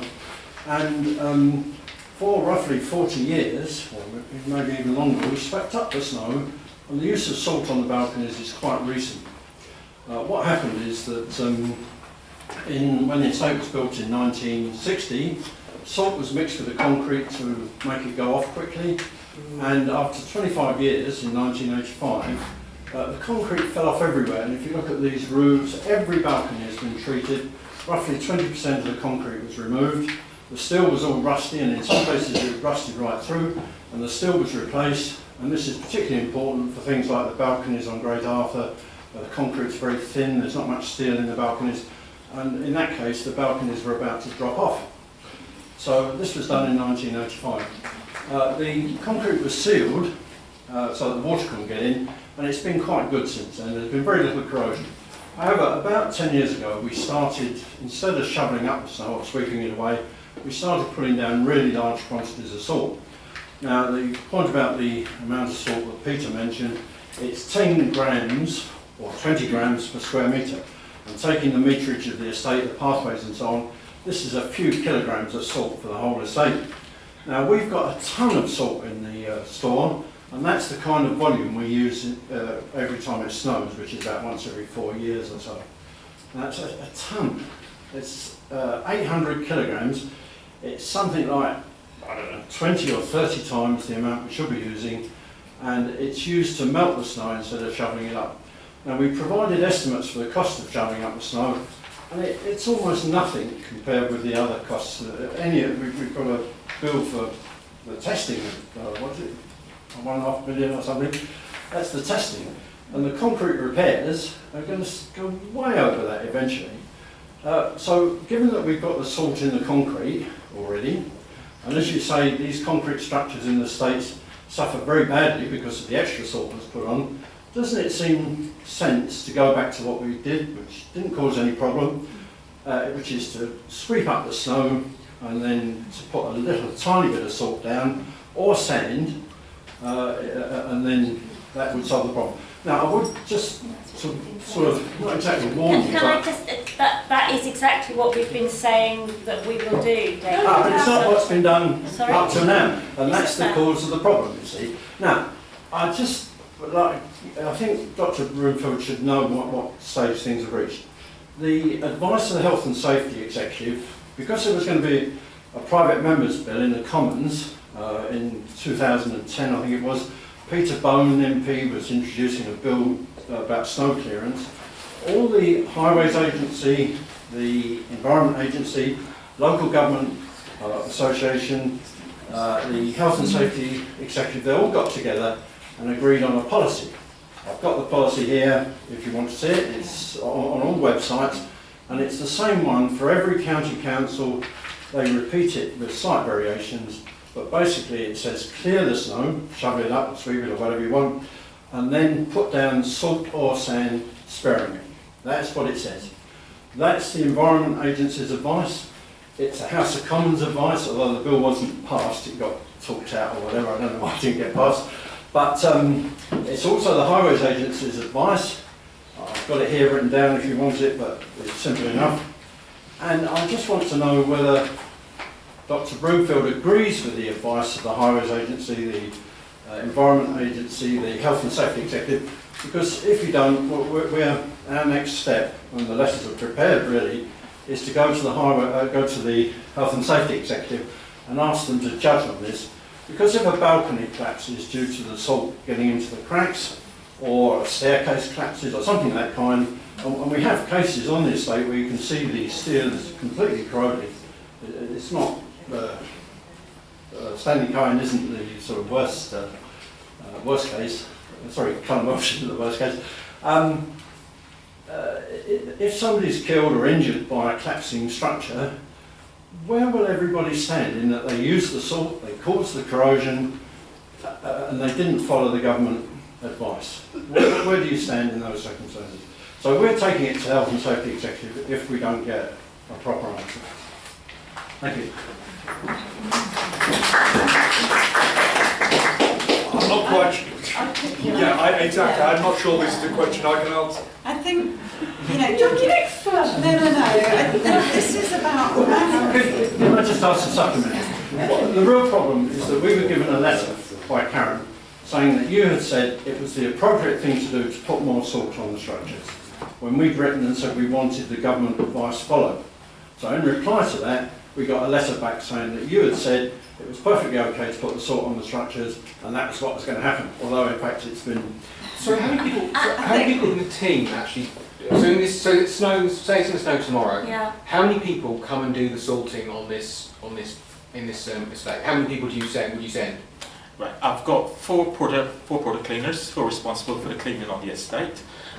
Obviously, there are various paths which we see as being emergent, or various routes which we see as emergency routes, which allow safe traffic across the estate. It all depends on how heavy it's snowing and how in depth, what clearance. So there's no extra staff you bring in to do There's it. no It would be extra. 4 people trying to do the entire estate in a rush. So throwing lots of salt in would be, but throwing salt in would be the easiest way for them to think they're doing the best job possible. Yeah. There's no extra people to bring in from outside for that once in a year.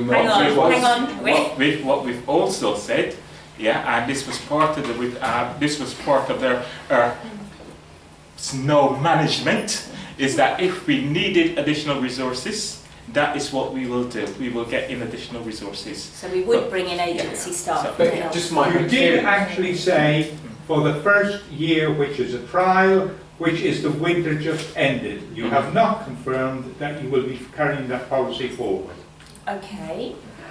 Well, we have done we have created the snow and ice management plans, and they are that we will clear and use minimal salt. In fact, if any at all. Because you did put a time limit on the last one. I think indefinitely. What we said originally was that we would do it for a year to see how it went. As it happens, we haven't had a winter where we've been able to try it out, so we would certainly carry it forward until we did. But I think, we are happy to do that indefinitely. There will come a time possibly when there's a very heavy winter, and that will incur quite a lot of extra cost. Perhaps then, Jackie, you could ease everybody's mind here by sending a letter to everybody on the estate stating what your policy is. Yeah.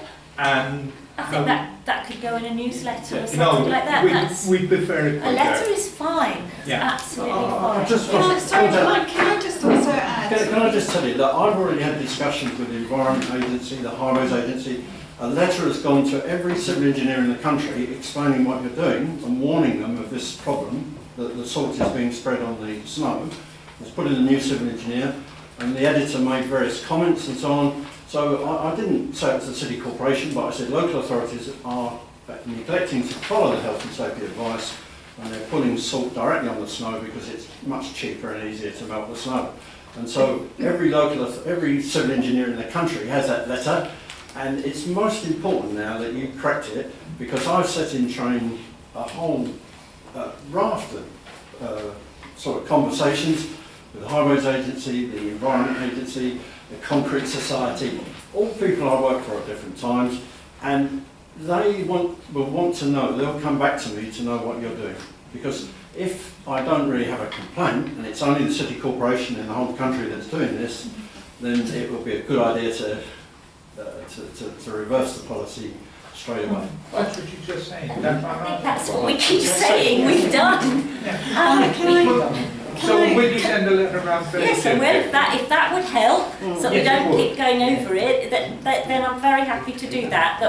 We may have a ton of salt in store, but we have given a commitment not to use it. Yes, and we cannot do anything about what happened in the past. Can I also add, and just as a professional courtesy, and because we are being videoed, so it's on record, my letter, in terms of Dr. Broomfield's advice, did not say put more salt on the snow. No, we've never said that actually. Joan, it's your turn. Has anybody thought about considering these roll-up mats or paths across our estate? We haven't, well, have we? No, we have. We have considered it, because we have talked about it in it. the We have past. talked about it, but it's also about the type of mats means that there needs to be an electrical supply to be able to connect into, and it's being able to get that done. So they would heat? Yeah, because it's a heated mat that we talked about. No. Yes. It was just a, wasn't it? Oh, just a remote mat. Right. I thought it was a heated mat speaker. Sorry. Yeah. I'm sure the city's closed. Can I have a little bit of quiet? We are going to need to move on to the question of Cullen Welsh if residents want to ask Dr. Broomfield questions about that. This gentleman here. Dr. Broomfield, can I just ask you about the scope of your appointment and the way in which you're giving advice? We understand you're an acknowledged expert in your field. Are you giving written formal advice to the corporation, or are you giving just sort of informal advice in forums such as this? I write the reports. There are specific issues I'm asked to address, and we agree a brief, and I provide reports or specifications or whatever is required for the particular issues I'm asked to address. Thanks. So and as regards the scope of that, are you only talking about salt corrosion, or are you addressing corrosion and testing more generally across the state? I think it's probably a slightly inappropriate question for Dr. Broomfield because it is the city that engages Dr. Broomfield. Could you answer it as his client? Absolutely. It really depends on what project we may engage Dr. Broomfield for. So certainly in terms of the wider concrete testing, we've sought Dr. Broomfield's advice as to what should go in that specification, and that information was provided. So officers would work closely with Dr. Broomfield to come up with the final specification, and then Dr. Broomfield would either sign that off or comment and changes would be made.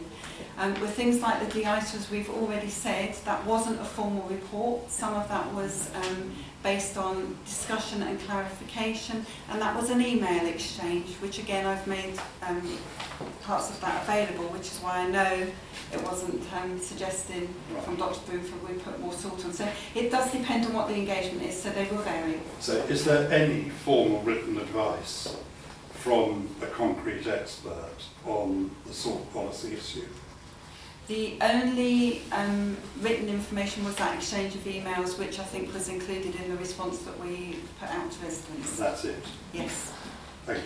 So, hang on, there was a gentleman at the back who had his hand up. I just wanted to ask Dr. Broomfield, do you think all of this corrosion is not entirely caused by salt? It's environmental pollution as well. So I just wanted to point out, I don't think the city or their policy on salt scattering is entirely to blame.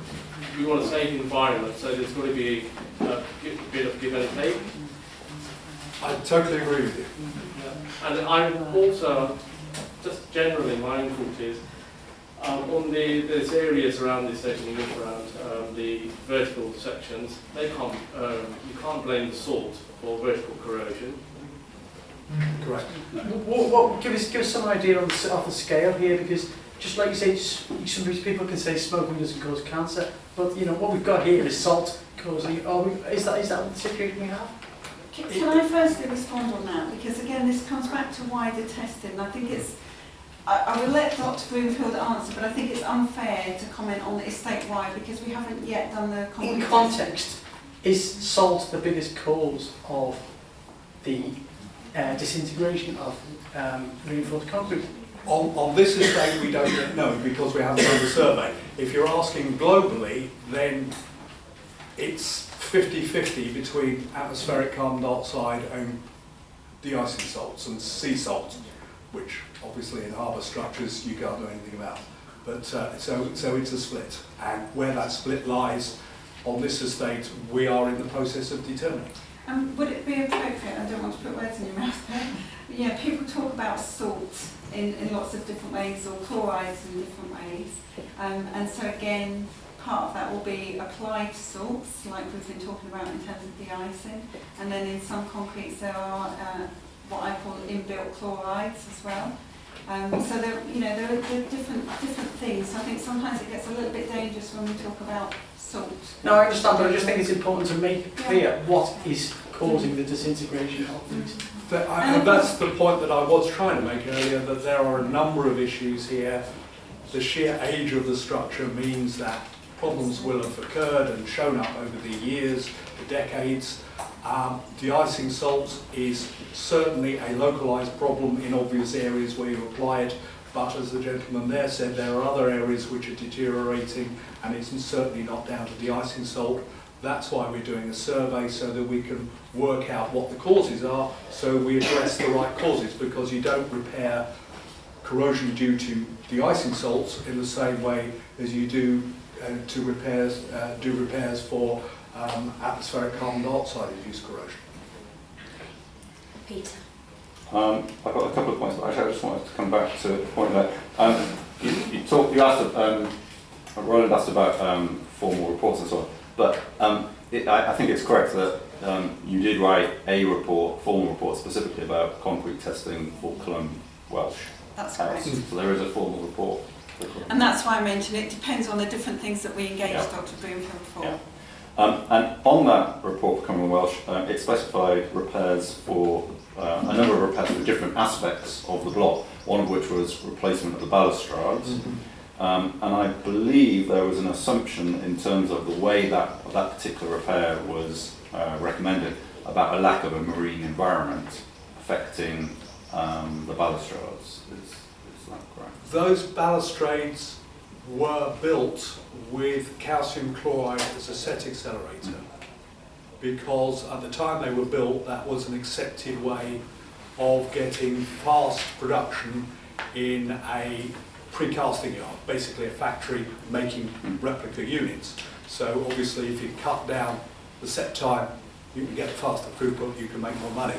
And particularly in the winter, because concrete sets slower in the winter, calcium chloride was a recognised set accelerator. Unfortunately, they discovered 20, 30, 40 years later that in fact the way that calcium chloride reacts, it's bound initially, but it becomes free within the chemically free within the concrete, and then it starts causing corrosion. So that's a particular problem on those balustrades. One of the purposes of the survey is to see if there are any other areas, but we haven't seen any large-scale areas of deterioration like those balustrades, so we don't think it's a particular problem anywhere else. It seems to be a localised problem. But just to go back to my question, sorry. I think that, is it correct that the repair, i.e. replacement of the balustrades that was recommended in that report, Culham Welsh, is done, or that particular repair is based on an assumption of a lack of a marine environment? Because I think there were wording to that effect in the report. The salt microclimate, saline microclimate, I think was the wording used in the report. I've got the report here, so I'm not quite sure. I may have been making comparisons rather than. I mean, what I was saying was perhaps that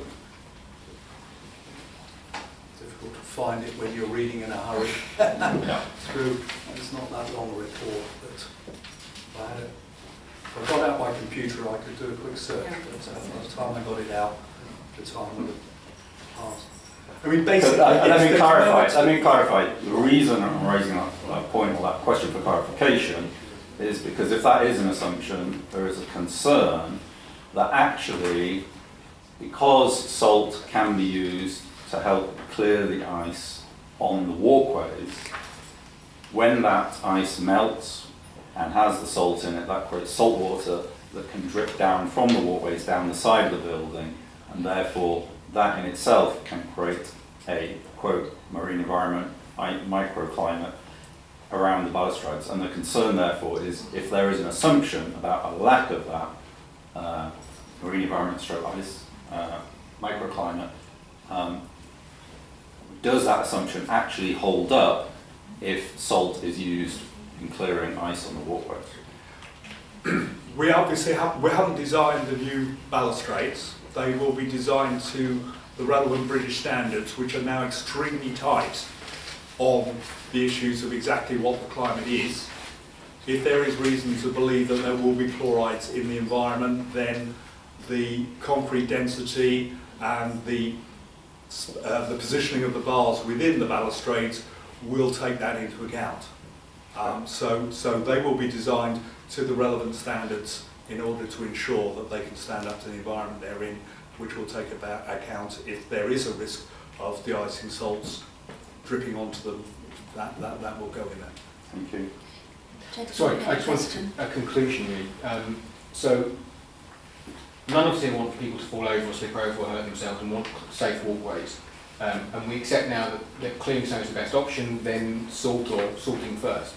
And you're saying that the amount of salt is actually quite small we need to use. And I do have lots of memories of walking through the estate. And I thought salt was our friend. Seeing huge gobs of salt everywhere and thinking that's actually quite a good thing, and clearly it's not.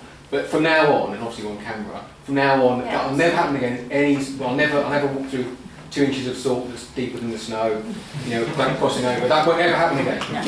And all the people who do this, the cleaners who I really like, they know that, they know the damage it does. They know Believe me, they have been told no salt many, many times. If anyone sees it again, that we all know to take photographs, and that's brilliant.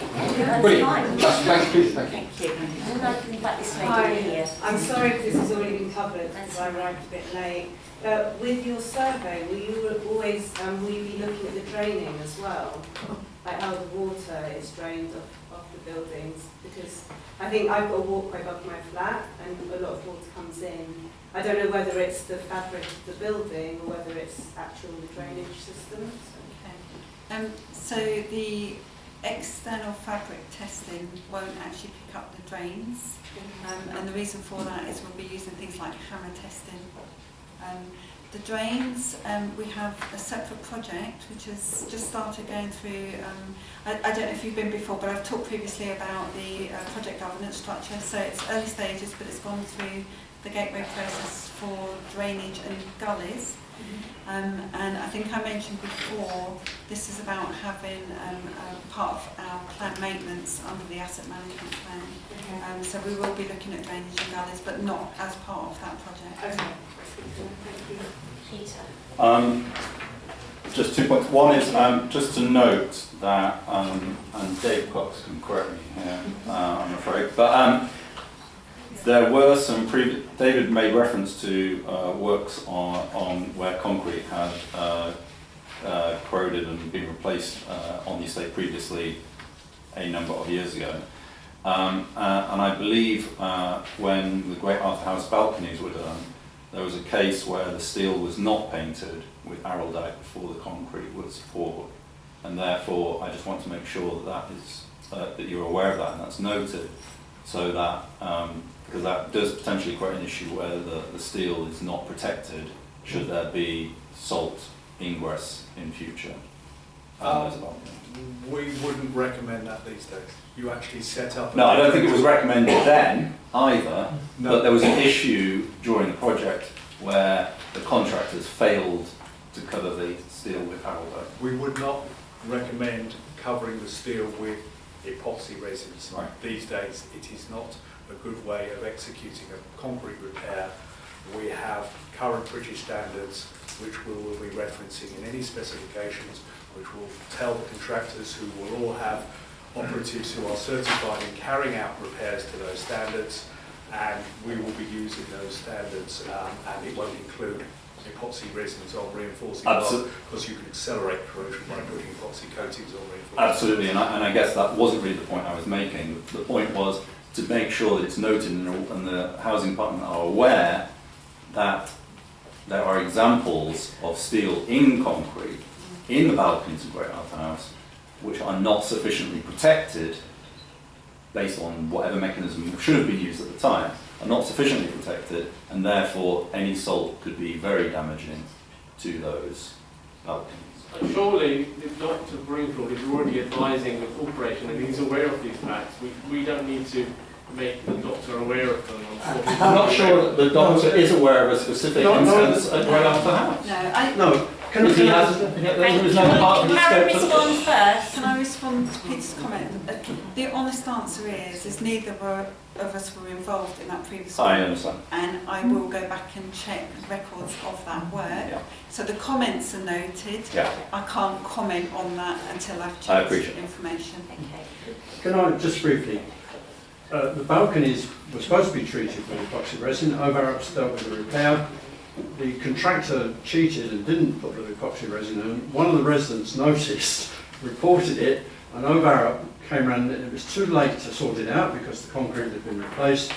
And OVARUP issued a letter of apology saying that the balconies weren't properly protected, it was too late to do anything about it, and that people should be careful about any future cracks or whatever.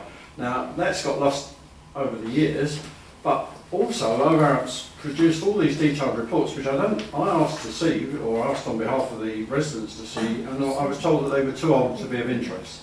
Now, I just asked Dr. Broomfield whether he saw the original ARUP reports. They were very extensive, and also the ARUP reports asked for regular monitoring of the concrete afterwards, because there was a real risk after they'd done the repairs that the corrosion would get more extensive, and this was quite dangerous. And those monitoring surveys have never been done, and though I'm quite sure that they were asked for in the ARUP reports, because I saw them at the time, when I asked to see the reports because of the present to do, I was told, oh, they're too old and they're not of interest. And I asked for them to be given to Dr. Broomfield, and I'd just like to know whether he saw them, because they contain thousands of results on chloride content, carbonation, and all the rest of it. Did you see them?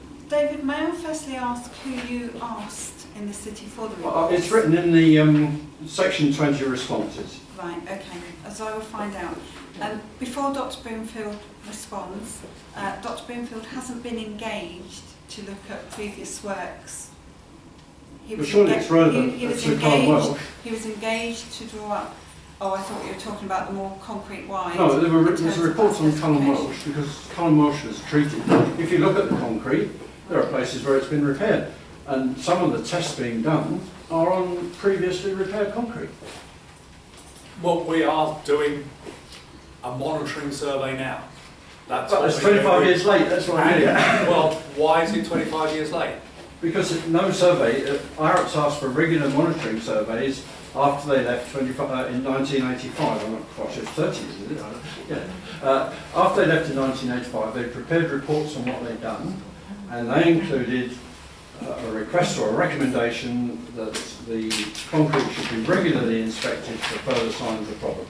Now, that has not been done, I'm quite sure of that, because I've never seen anyone here. I think the response there is I need to go back and find those 1985 reports. Yeah. That's exactly what I did on the Barbican.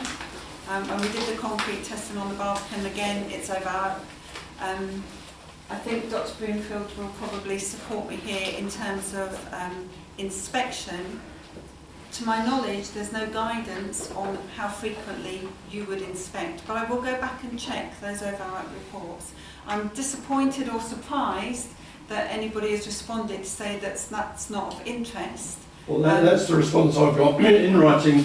That these reports are too old to be of interest, and I'm staggered to receive that, and that's one of the reasons why we're going to Health and Safety Executive.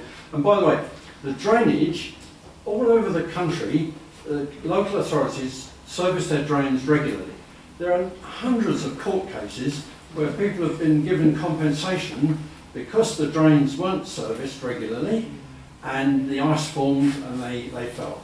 Now, on this estate, the contract you have, which is completely illegal as far as I can make out, is to only service the drains when a big puddle forms. What contract is that, David? You have two contracts. One is the service level agreement with us, which says the drains will be inspected every 3 months, and you have a contract with Waits, which says don't bother to inspect the drains. Whenever they block up, just come down and clear them. Right, if I can just, and I think I mentioned this last time, the Waits contract is a reactive repairs contract. Exactly. It's not a planned maintenance contract. No. And that's the lady's question I mentioned earlier. Well, that's what I'm saying is that in terms of drainage and the Health and Safety Executive, But that's an illegal arrangement because every other local authority in the country inspects its drains and its roads, and the falls are laid. Dr. Broomfield will tell you this. That wherever you go, you don't find great big puddles around the city. When you drive down the M1, the rain runs off. It's because engineers clear the gullies and they keep the falls cracked. The only place in the country I know that isn't doing that, that has a so-called reactive maintenance contract, which is a nonsense word, I don't know where it came from, is the city corporation. There may be others doing it, but it's not legal. And Can we respond? We have got some people waiting. Yeah. David, let Karen respond. Okay, well there's another problem for you. Can I just say, before I came out today, I was looking through my Bible, and in there was, in 2004, the first indication by the city that you were going to have a contract for all the drains.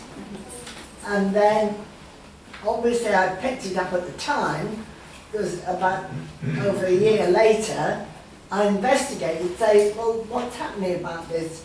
We never got beyond that. And the answer came back, and I wrote it down, thank God, at the bottom, that a number of the residents' associations and individual people had complained about the cost and said it should only be done when there was a problem.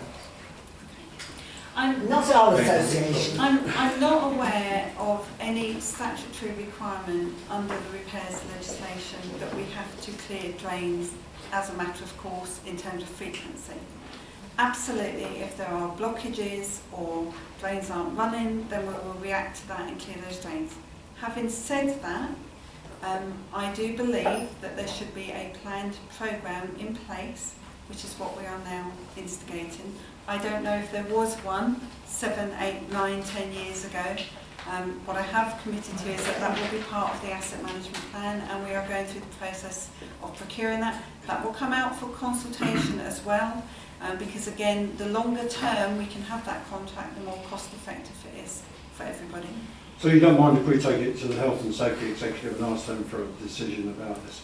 David, as residents, you have the choice to do what you feel you need to do. Can I just add one small comment on the SLA? Because the SLA, the mention of drains and gullies relates to cleaning, and it's not meant to replace planned maintenance or anything like that. It's just for the cleaners to check on the appearance and unblock anything immediately. But that's not maintenance, that's the cleaners.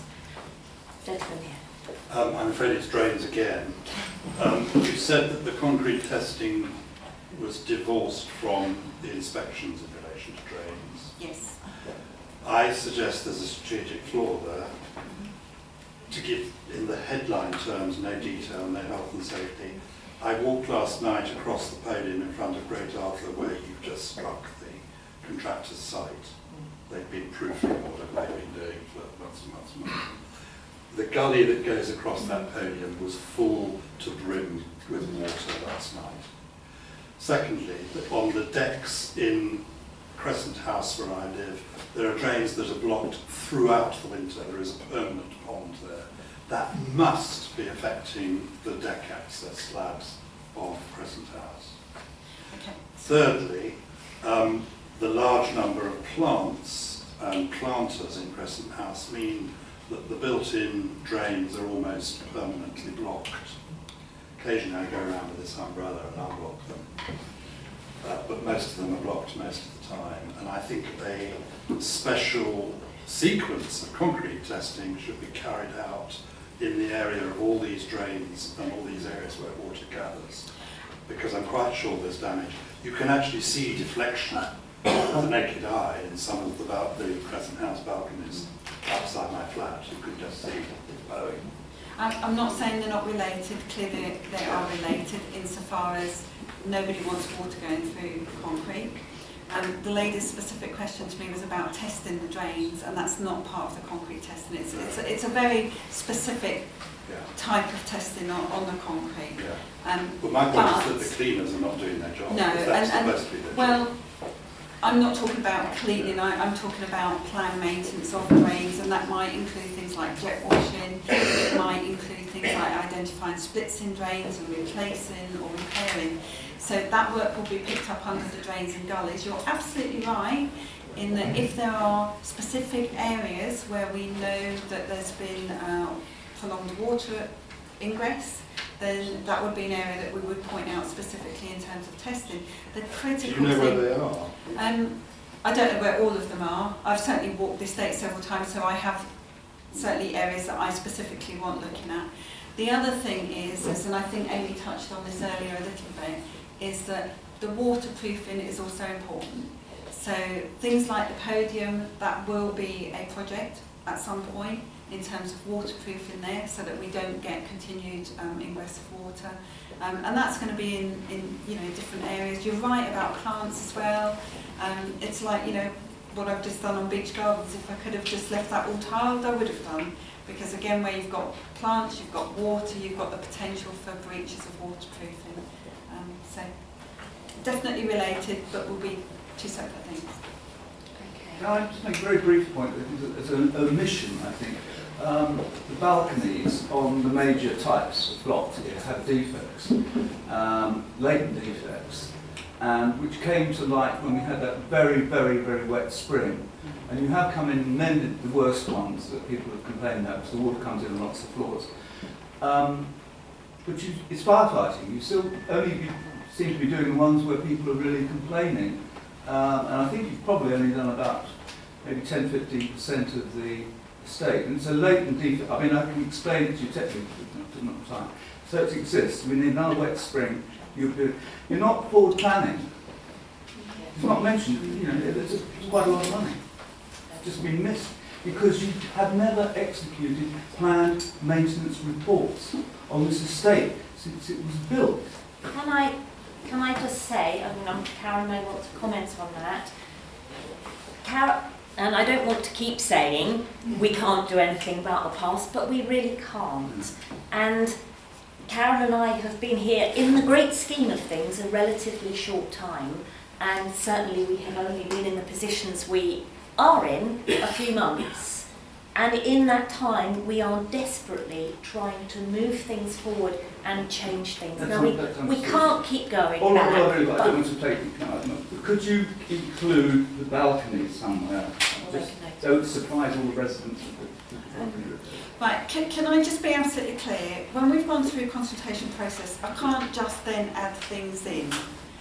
Because we've got a small window of extending a particular contract or a particular procurement process.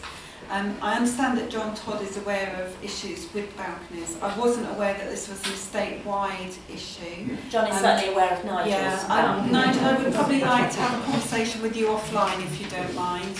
But if there is a statewide issue, then absolutely we will build that in to the asset management plan, but I can't just add things on. Can I just say, I'm very conscious that Dr. Broomfield was promised he would leave at 9, and it's now nearly 15:15. Are there any more burning questions for Dr. Broomfield? I just want to say, I wanted to ask a question which actually relates exactly to this culture from Street Balcony, so it doesn't include Dr. Broomfield, but I do want to come back to that point. Any other questions for Dr. Broomfield directly? One very general question on concrete. With your expertise, knowing the concrete mix that was used in the 60s, what would you anticipate the lifespan to be? That's a very difficult question to answer. And that's related The majority to of the concrete in these buildings appears to be in very good condition, and with proper maintenance care will last a very long time. But there are a number of specific and local problems where there are details which have given problems, or there are a number of, we mentioned the fact that one particular set of balustrades has had chloride cast into it. So the answer is, I mean, the estate is not going to fall down in any time soon, and if it's properly maintained, it will last a very long time. But obviously, as things get older, the level of maintenance, as with ourselves, has to increase. So, you know, we are, or the corporation is putting it in place a maintenance regime to make sure that happens. John, may I also ask, if we take the balustrades as an example, we know there were... What is the balustrade? Oh, sorry, on Cullen Welsh, the balcony walls. Okay. Yeah. We're obviously looking to replace them because it's been determined that they're now beyond that life. What would we perhaps expect those balustrades to then last? Indefinitely. Quite honestly, there is no reason why they wouldn't last well over 100 years in this environment, even with a little bit of de-icing salt dripping on them. We will now design those things to have a very long life indeed, without spending a huge amount of money. I mean, you can put stainless steel in, you can do clever things and not use any steel whatsoever, but just using a fairly straightforward replica so they don't look any different because it's Grade 2 listed, that we can provide something which will certainly see out everyone in this room and probably their descendants. One more question on this from the lady there. I just like you, I know you can't do anything about what's happened in the past, but surely the City of London has to take responsibility that the estate has been neglected. Can I say something?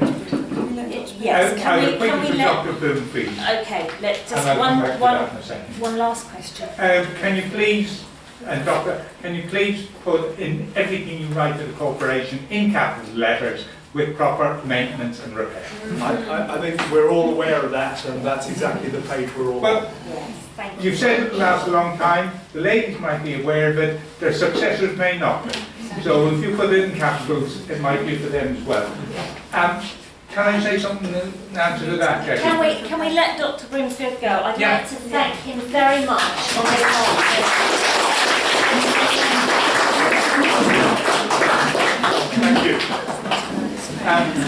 The matter you raised is a leaseholder matter.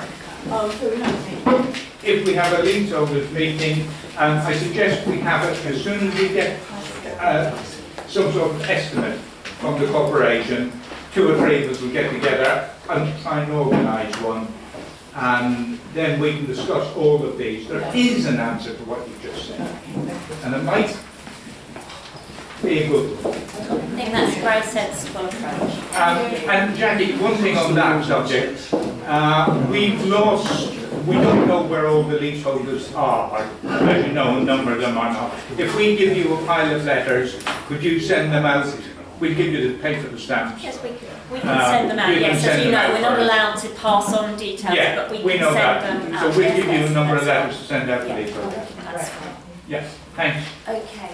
I wasn't going to talk about drainage, but I will now. Just speaking on behalf of our toilets cleaners on the estate, I'm a bit concerned that they're going to be held responsible for checking the drains. They're not. But we've just said that that's their job. is to Right. do the drains. As part of their duties, it will be to make sure the calvaries of the drains are kept free of debris and of algae, things like that. Right. Yeah. So their responsibility will be to make sure that, as part of their cleaning duties, to clean over the top of the drains and to unblock anything that's there. Right.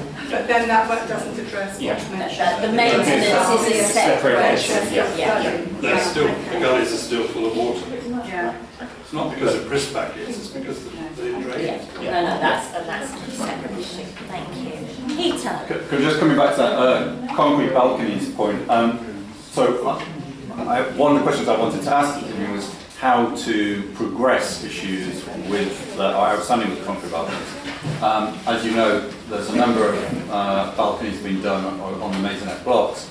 I've been liaising with Steve Murray on getting access to view a number of different balconies, my balcony and so on. But I have an email chain that I can forward to you. I've been in discussion with him for what feels like at least a year about my balcony and the balcony above me. One of the issues was getting the right list of building consents done, and he assured me earlier in the year that a list of building consent had been received, and therefore progress could be made on the other balconies of the like design. But nothing has happened since. I've emailed him and had discussions several times and have not got any progress or transparency.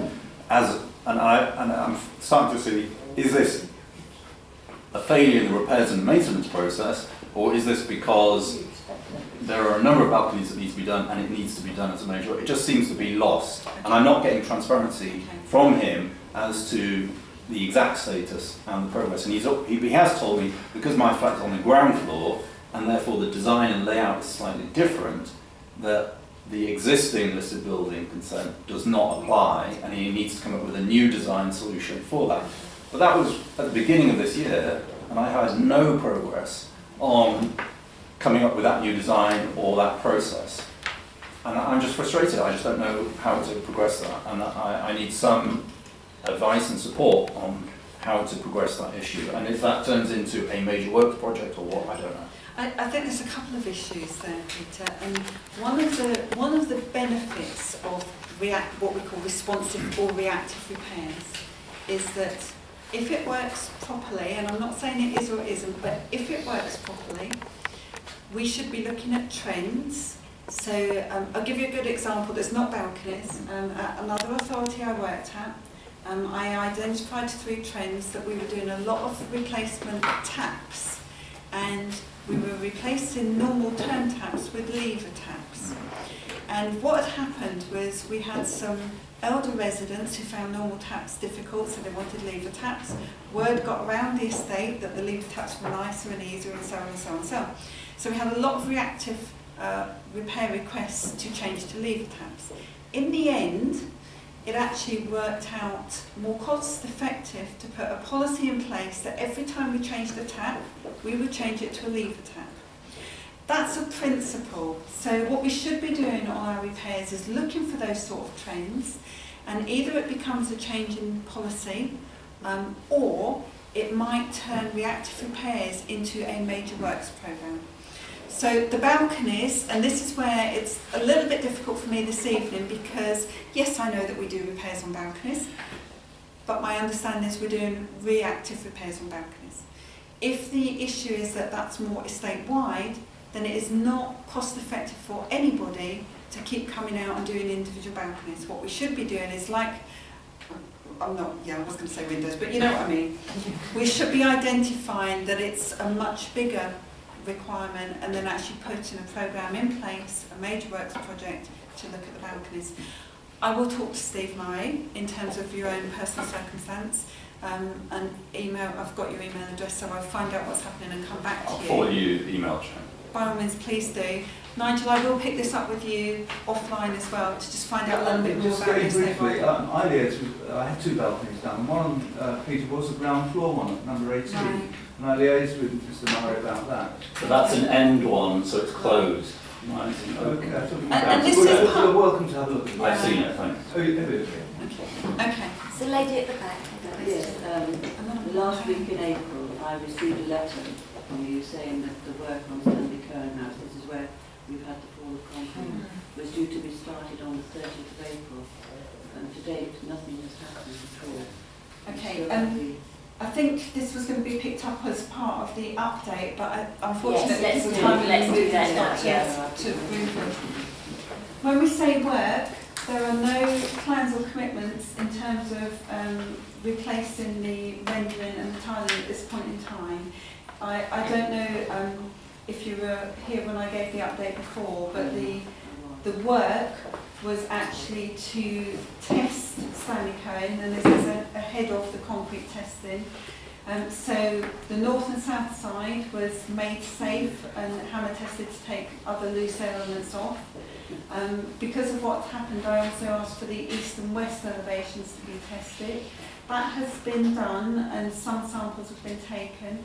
I have not received a report yet. Once I receive the report, I will come back to residents. I have asked for further testing of the north and south, and the only thing that I think outstanding at the moment is that we're waiting for access to the scaffolding. We're just in a slight situation where we've got scaffold belonging to one contractor and I've got to give a right of way to another contractor. But the order has been raised to have that work done, so I should be able to come back to residents soon. But there's no works scheduled at this point in time in terms of the remedy of the rendering the tiles. And again, that will have to go through, we'll work with planners on that. But everything is quite safe there. Certainly the north and south sides, and we're keeping the scaffolding there as a precautionary measure. Jackie and I have discussed this. This is not a cost that will be coming out to tenants or leaseholders. It's there as a precautionary health and safety. Any other bits on the east and west that when structural renovations did that testing, we actually had verbally good feedback. But I am waiting for the results of those tests and the report. Yes, so the concern is, of course, the length of time that the scaffolding is going to be up. It means that the end flat and my flat, that we're very accessible to anybody who wants to get on the scaffolding. I'm hoping. Let me find out the timescales on that. But I know that as I say, the order has been raised to structural renovations to do the north and south. I haven't really been around much in the office the last couple of days, and I know that was last week, so I'll check the timescales. We really won't want to keep the scaffolding up any longer than we absolutely need to now, so hopefully it won't be too much longer. Thank you. I'd like to just quickly speak about the windows, because I raised it on the walkabout. The problem is the windows have been in 50 years. After 25 years, the sliders, sort of rubber or neoprene or whatever, the sliders on the top and bottom were replaced. And it's now another 25 years, so they're due for replacement again. Now, there was a very high wind 3 or 4 weeks ago, just before the walkabout, and that ripped the doors off the rubbish chute thing over at Stanley Cohen, and at the same time probably pulled the tiles off the wall as well, although they hadn't collapsed at that point.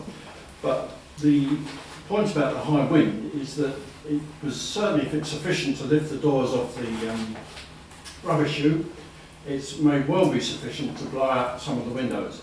And I had a look at some of the windows. There's just about 1 millimetre in some cases, or 2 millimetres of steel holding them in. And if you flex the window, that 2 millimetres could disappear. So it's technically possible for the windows to blow out on many of the flats, because the runners have reached the end of their life. Now, I raised this, and Lawrence has sent a letter around saying anybody's windows rattle, write in. But that's not really the answer, because people can't, you need to be a surveyor to judge what the gap should be and what's left.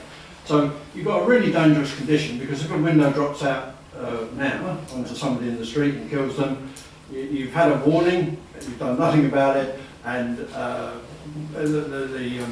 legal consequences of that are very serious.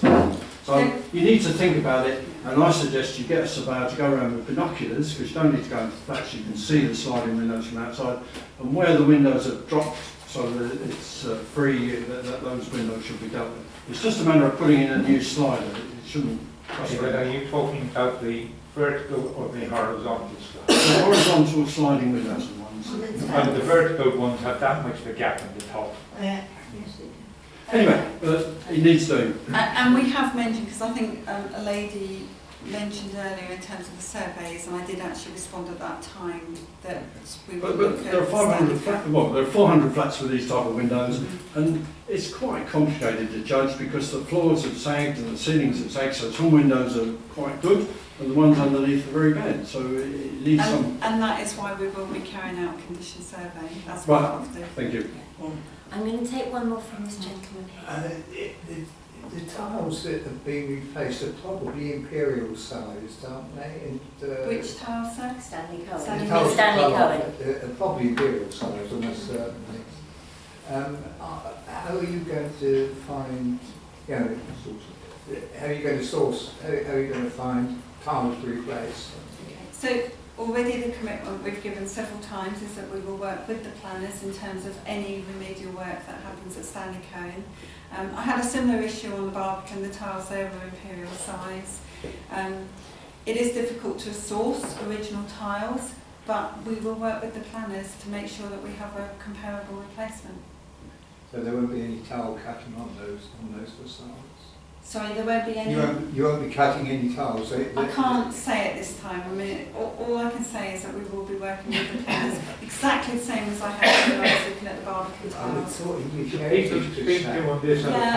that's what will happen. I mean, certainly, it's not comparable because I'm talking of floor tiling, but I had 3 different size tiles on the Barbican estate.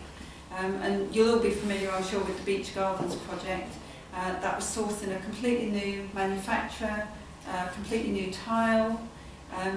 And what we had to do was work with the planners to agree a suitable tile, and that tile is now the standard for the Barbican estate.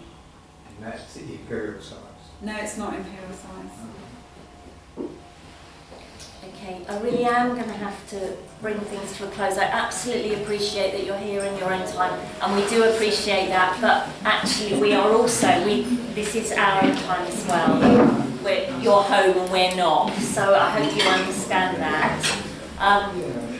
Can I thank you all for coming very much. These meetings are extremely challenging for us, but we do keep turning up and we do keep listening, and we are doing our very best to not only listen to you, but actually act on what we hear. So can I just thank you very much for coming, and we'll see you again very soon. Bye.